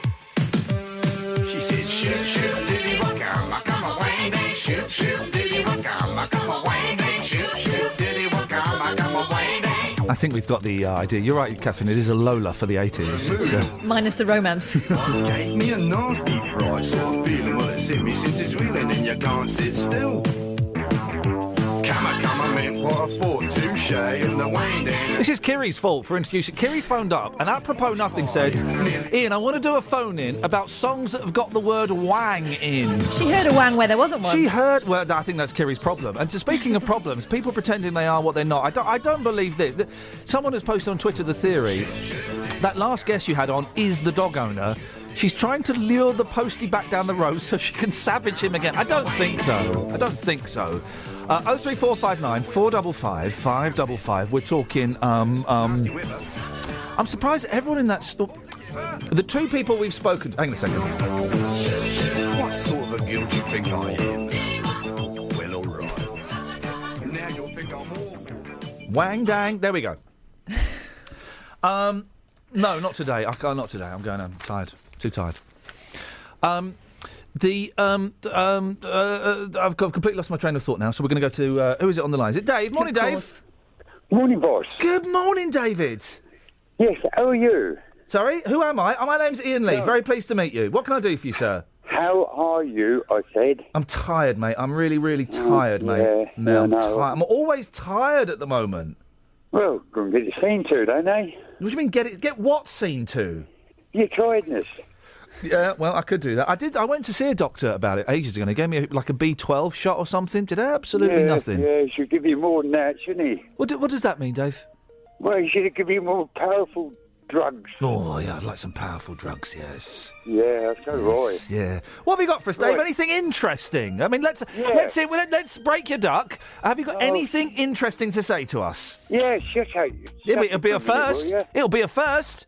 Yeah. Yeah. That lady who had the dog put down because it bit someone. Yeah. She's exactly right to what the vet told her. Yeah. Yeah. That happened to me, and I had a dog like that. The vet said that you should be put down. No. Lorraine makes an interesting point. Can I read you Lorraine's point? I'm coming. Yeah, it's because the vet told her to have the dog put down. Yeah. Can I read you Lorraine's point? Yes, go on then. She says vets aren't behaviourists. They're always going to err on the... at this point, I'm freestyling. They're always going to err on the side of caution. Lorraine continues, I successfully, carefully manage a dog with bite history. She was ill-treated as a pup. The vet is always going to err on the side of caution. I would go and get a second and a third opinion. And if the second and the third opinion said, well, yeah, do you know what? This dog is probably going to... Then I would reconsider it. But on the vet saying, you should put that dog down, it wasn't a serious bite. The dog was in a stressful situation. The woman was arguing, shouting at her next-door neighbour, and a kiddie came down. Well, the vet told me many years ago, the moment a dog bites and it draws blood, it smells blood, it tastes blood, and it'll be in their body in their lifetime, and they'll do it again. And he said, if I was you, I'd have the dog put down, which I did. Very uncaring of you. No, it's not, because if they're going to bite, it could be serious on the next case. Well, what was the bite? What was the bite that your dog done, Dave? Bit somebody's hand, exactly the same as that lady. Well, hang on, how serious was the bite? Well, it had to have 2 stitches. Well, then that's not exactly the same. It's not exactly the same as what the lady said. No, her bite wasn't serious at all. Well, he went to hospital with a bloke, and he had to have 2 stitches. Yeah, that's your dog. That's your dog. So that's different from what the lady was saying. So just to correct you, Dave, it's not exactly the same as what that lady said. It's not exactly the same. It's very, very different. Very different. But what it is very different. They taste blood and they smell blood, and it's in their instinct for the rest of their lives, and that's exactly what the vet said to me, and they'll attack again. So, hello? Hello, yes. Yeah. Whose side are you on, Royal Mail or the old lady? Royal Mail. Yeah. I'm surprised that everyone seems so angry with Royal Mail. They're protecting their workers. Yeah, right. I used to post. Oh, flipping it. Right. Yeah, go on. Yeah. What do you mean, go on? Well, tell us another fantasy story. No, I ain't got no more. Oh, okay. Well, thanks for your call, Dave. I'm gonna ring you up tomorrow. You and Catherine tomorrow afternoon as well. Yeah, we're at midday, 12 till 2, down the rabbit hole with Iain and Kath, or Kath and Iain. I'm not fussed. We're really hoping we get a better quality of caller. Yeah, but I'm not going to talk to you because I'd rather talk to Kath. You see? Well, you can speak to her now. Well, I've been talking to Kath. Yeah. Hello, Kath. Hiya. How are you, Dave? Yeah, I'm going to ring up tomorrow, Kath, just because you're there. I know, I heard you said it on the radio. Yeah. But it'll be good, though, won't it? It'll be fun. Dave? What's all this noise going on? Can you hear it, Kath? Hello?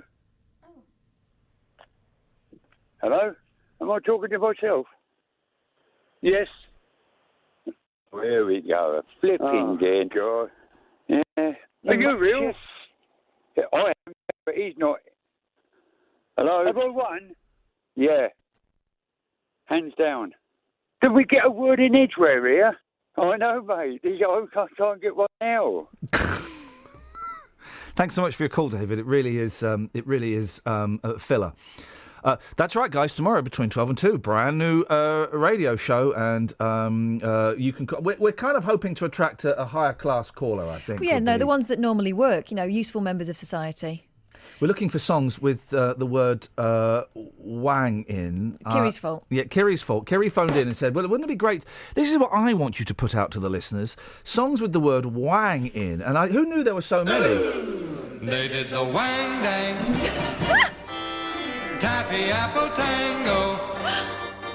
That came from nowhere. They did the wang dang taffy apple tango. There we go, you see. That's Pat Boone, ladies and gentlemen. The mind boggles as to how that goes. Last night at Papa Joe's, my buddy met a lovely dove. She was the kind you never find, but keep on dreaming. This is a Lola for the 50s. A dance we never saw before, but sure did love. It was the wang dang taffy apple tango. There we go, ladies and gentlemen. Beautiful.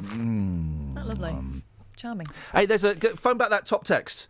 From someone who says they live on that street. Oh yeah. Yeah, give them a call. Let's get their perspective, please. 03459 455 555 is the telephone lady. If you want telephone lady, I'm sorry, I'm reading the words in front of me and speaking at the same time. if you want to give us a call. Some say life begins at 40. Daily Mail. And more cynical observers would argue that the onset of grouchiness follows soon after. But happily, it would seem this is not the case. Grumpy old age now begins at 80. You are joking. I've been grumpy since about the age of 24. I'm one of the grumpiest people I know.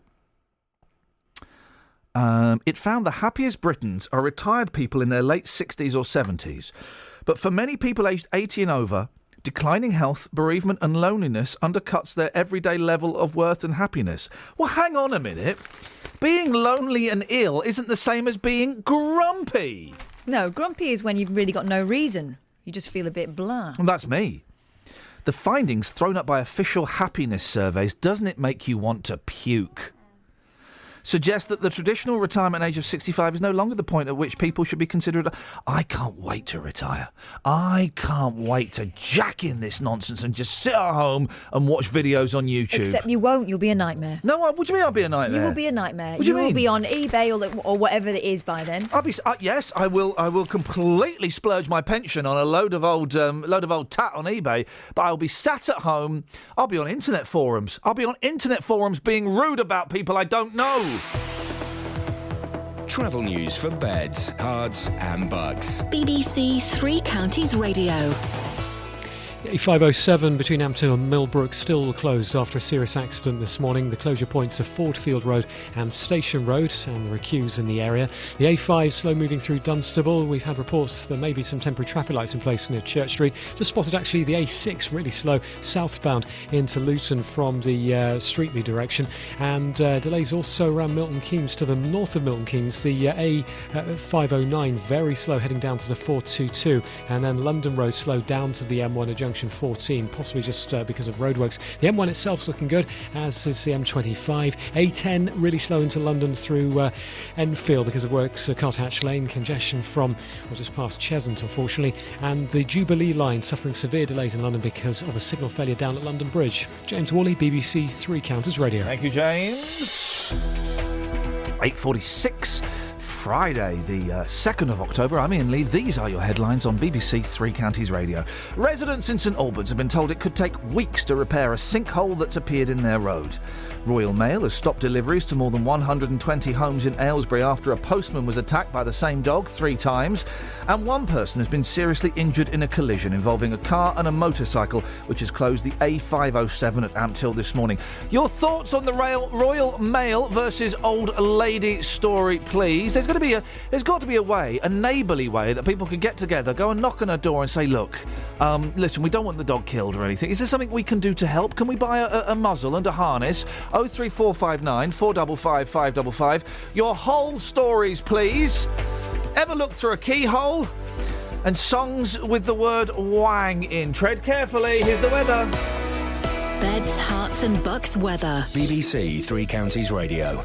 Hello, a very good morning to you. It's a little bit misty, a bit foggy in places there at the moment, and there is some cloud around as well, but there's going to be lots of sunshine developing a bit later on today for just about everywhere, plenty of blue skies, and temperatures are going to rise accordingly too. It's been a bit of a chilly start, but by the time we get to the end of the afternoon, we'll be all the way up to, well, sort of 18 or 19 degrees already, 66 in Fahrenheit, on a par with what we saw yesterday. All in all, it's a pretty lovely day again across the three counties, with plenty more sunshine around and a lighter breeze than yesterday too. Overnight tonight we do the whole thing all again, so there'll be some more patchy mist and fog forming. It's going to feel quite chilly once more, temperatures away from the towns, possibly as low as 4 or 5 degrees Celsius, underneath largely clear skies too. And then over the weekend we start to get a bit more in the way of cloud, so it is going to be dry. It'll be a fairly decent weekend, but it will be cloudier. We're talking about sunny spells rather than wall-to-wall sunshine and blue skies, so a bit of cloud around at times, but still fairly nice really. Top temperatures up to 16 or possibly 17 Celsius, 63 in Fahrenheit on Saturday, and on Sunday when there'll probably be even more cloud around, but staying dry. Pretty nice weekend. Into next week though, it's going to turn unsettled, so make the most of the dry sunny weather while it lasts. That's the forecast. It's flipping miserable out there. Every weekday from 3. It's not just about what we bring you. Starting off on the M25, it's particularly heavy moving anti-clockwise. It's also about what you bring us. In the end, I could only eat off my ironing board. Your stories. Every room in the house was just I was climbing over mountains of rubbish. Your humour. There's a reason why you earn the big bucks, you see. That sort of insightful comment is exactly right. Your opinions. Well, the culture's got to change because the police can't do it and the traffic wardens are so busy, so the culture has to change. I think parents do change into different human beings when they are picking their kids up. Roberto Perroni. And everyone across Beds, Hearts and Bucks. Weekdays from 3 on BBC Three Counties Radio. OK, we've been talking about this story about Royal Mail are refusing to deliver to 120 homes in Aylesbury because the postal staff have been bitten 3 times and had to go to hospital at some point. And then we get a little text from someone saying, I live there. And that person is Robert, who joins us now. Morning, Robert. Good morning. You live on this street, do you? I do, yes. Go on, what are your thoughts on it? Well, obviously something does need to be done regarding the lady and her dog. Yeah. I don't know her personally, but she does walk up and down the street quite often. Yeah. But with the Royal Mail doing what they've done, I mean, my question to them would be, why hasn't it taken to the third attack for them to do anything? How many attacks? What should they have done it at the first attack, the fourth attack? Why is the number relevant? They've given her enough chances, and they've decided three's enough. But shouldn't it be on the first attack? Something should have been done there and then. Well, they did ask her to muzzle the dog, and that didn't happen. And that didn't work. So then the postman got attacked again the second time. I'm surprised, Robert, that you're angry at I don't know why you're picking on the number of attacks. Because, something should have stopped and happened on the first attack. So you would have been... Well, surely the first attack... With the woman as well, not just Royal Mail. Yeah, with the first attack... I'm not angry at the Royal Mail. They went and spoke... That someone spoke to the woman and said, you should muzzle your dog. Yeah, and she didn't do that, so she's at fault for that. Okay. Completely. Right. Yeah? Yeah. So then it happened again. Yeah, so they should have stopped then. So then the Royal Mail went back to her and said politely again, surely it should have been a bit more forceful the second time? And how would that have been? Well, the police got involved. Which have now lost all the information, so good on the police. Well done, those guys, yeah, that's great filing. But then my other thought is this lady actually walks not only down our street, but she also walks along to the next street joining. Yep. Then she crosses the road and goes into the next estate. I see where you're going, and I agree with you. So are Royal Mail going to stop everybody's posting that they should do within 5 mile radius? They should do. Well, they should. They should. No, I totally agree. If their workers aren't safe, of course they should. Yeah, and that's sort of my main hang-up is, yes, we're on the street that she lives, and, with having a Royal Mail stop that we have to go collect, fair enough. Safety does come first. Of course it does. Why? But where does it stop? Well, it stops there. It stops there. Why don't you, as a community, and it might be, I don't know, you sound like a big bloke, a tall fella, and it might be a bit intimidating, but I don't know why some members of the community don't go and knock on her door and say, look, this is actually really inconvenient for us. What can we do to resolve this situation that means your dog don't get put down? Because, there's a chance it could do if it bites again, and that we get our mail. I don't know why. Is that something that you consider? Yes, definitely, because when we first had the letter come to our door, we first looked at it and thought, hey, this is a bit of a scam. Yeah. But we went outside, found the bloke who was putting the letters through the door, and then a couple of the other neighbours come together. Yeah. And we all stood there talking, and we all said, maybe we do need to do something as a community. Obviously, the main problem is we all work, we're all, busy for our daily lives, trying to find time to get together to go to her without being intimidating. Yeah. Is a little bit of a push. So maybe this weekend, when we've all got a lovely weekend off, we could go and address her. But, she's walked along the street. We've spoken to her just in passing. Yeah. And to be fair, she's not the most forthcoming person. Maybe that's just because she's, I don't know. And that's fair enough. That's fair enough. We don't have to be forthcoming. Stay there. John's called in. Morning, John. Oh, good morning. What would you like to say about this?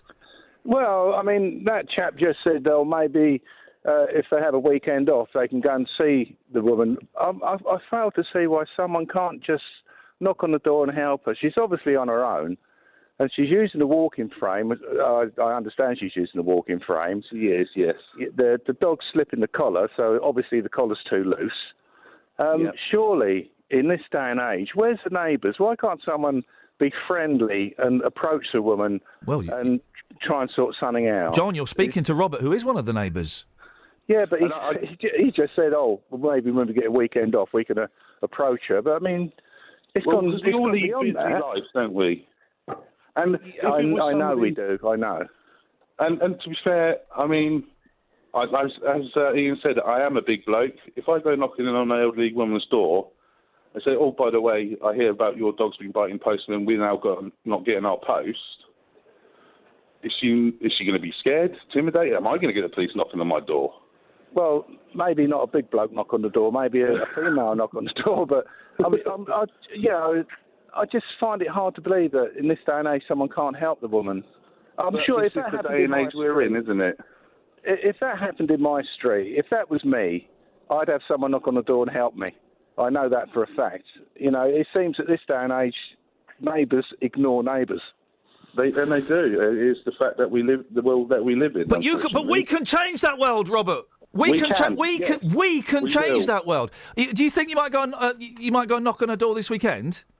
I think I shall go around. I've actually got a day off today. Beautiful. I don't know what door she lives at, the house she lives at, though, which is the problem. That is going to be a problem. Maybe speak to them. Robert, listen, and I don't want to put you on the spot, and I don't want you to do anything you would feel uncomfortable doing, of course, but do you reckon we could have a chat with you on Monday just to see if someone did go and have a word with her, and because we all want this to be solved, okay? And we all want you to get your mail. I can imagine it's really frustrating. Could we have a chat on Monday? Of course we can, yeah. Brilliant. All right, Robert, I appreciate that.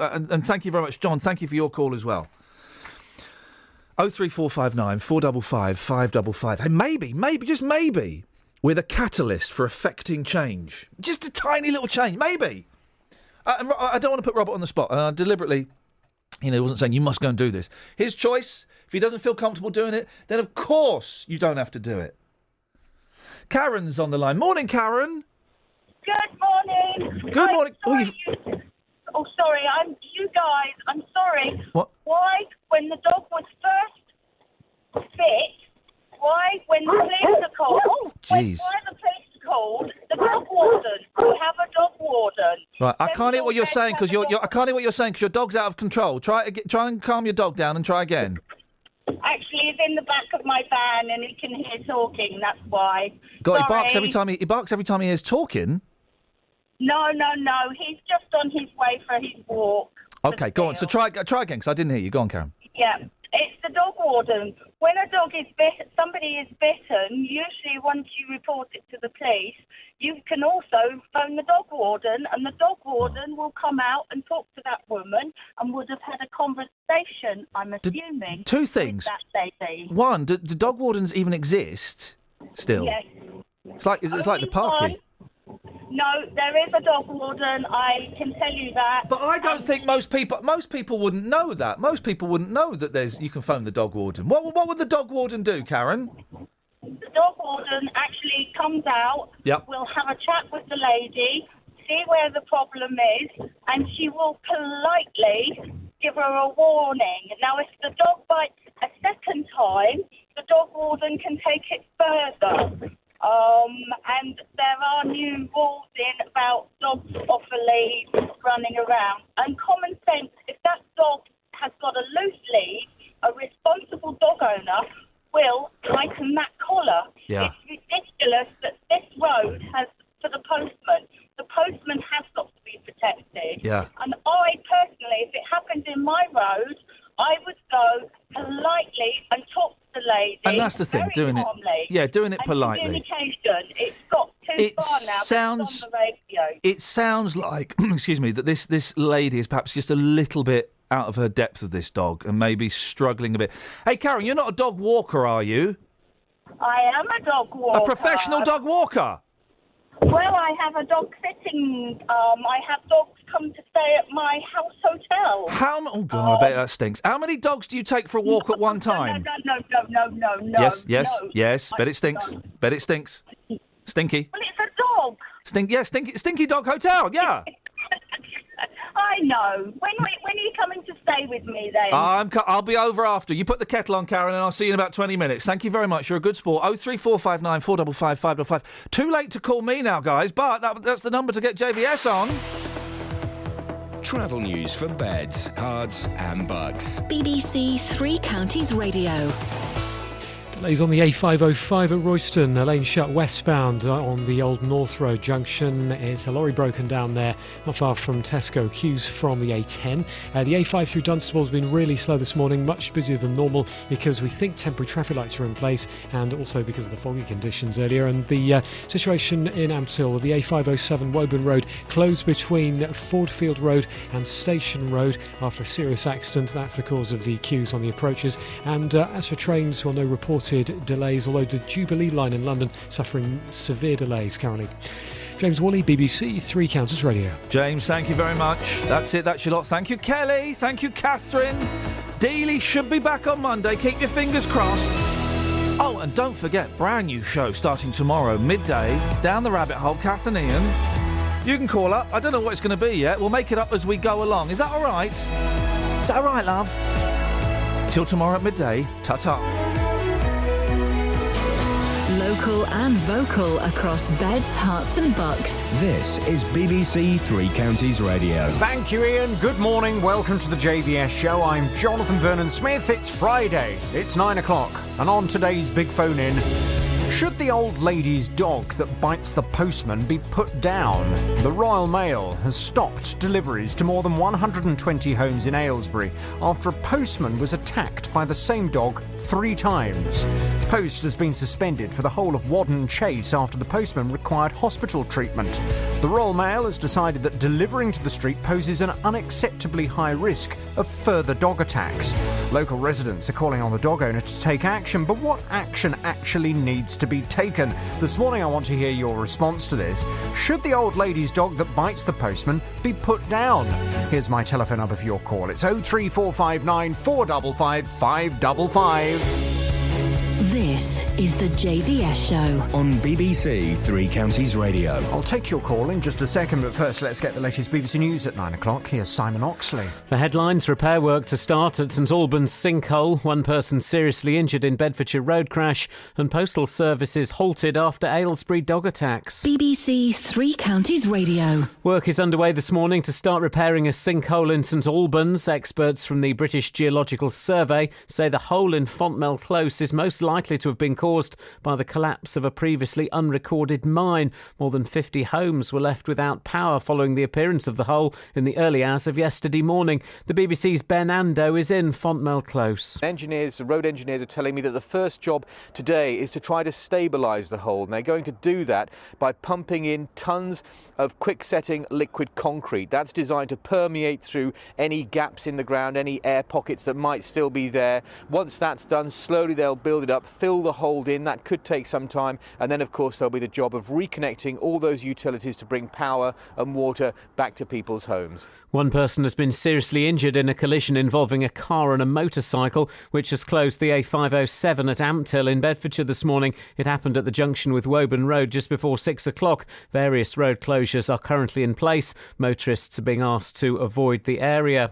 The Royal Mail has stopped deliveries to more than 120 homes in Aylesbury after a postman was attacked by the same dog 3 times. Post has been suspended for the whole of Wadden Chase after the postman required hospital treatment. Dave Joyce is from the Communication Workers Union. If the attack was on the owner's property and it was confined to that particular area, we would suspend deliveries to that one address only. Unfortunately, these attacks are occurring in the street. The individual owner has been spoken to by Royal Mail and by the police and has been asked to keep the dog under control when the deliveries are being undertaken and to keep the dog muzzled in the street to avoid it biting the postman, and the owner has decided to ignore that advice.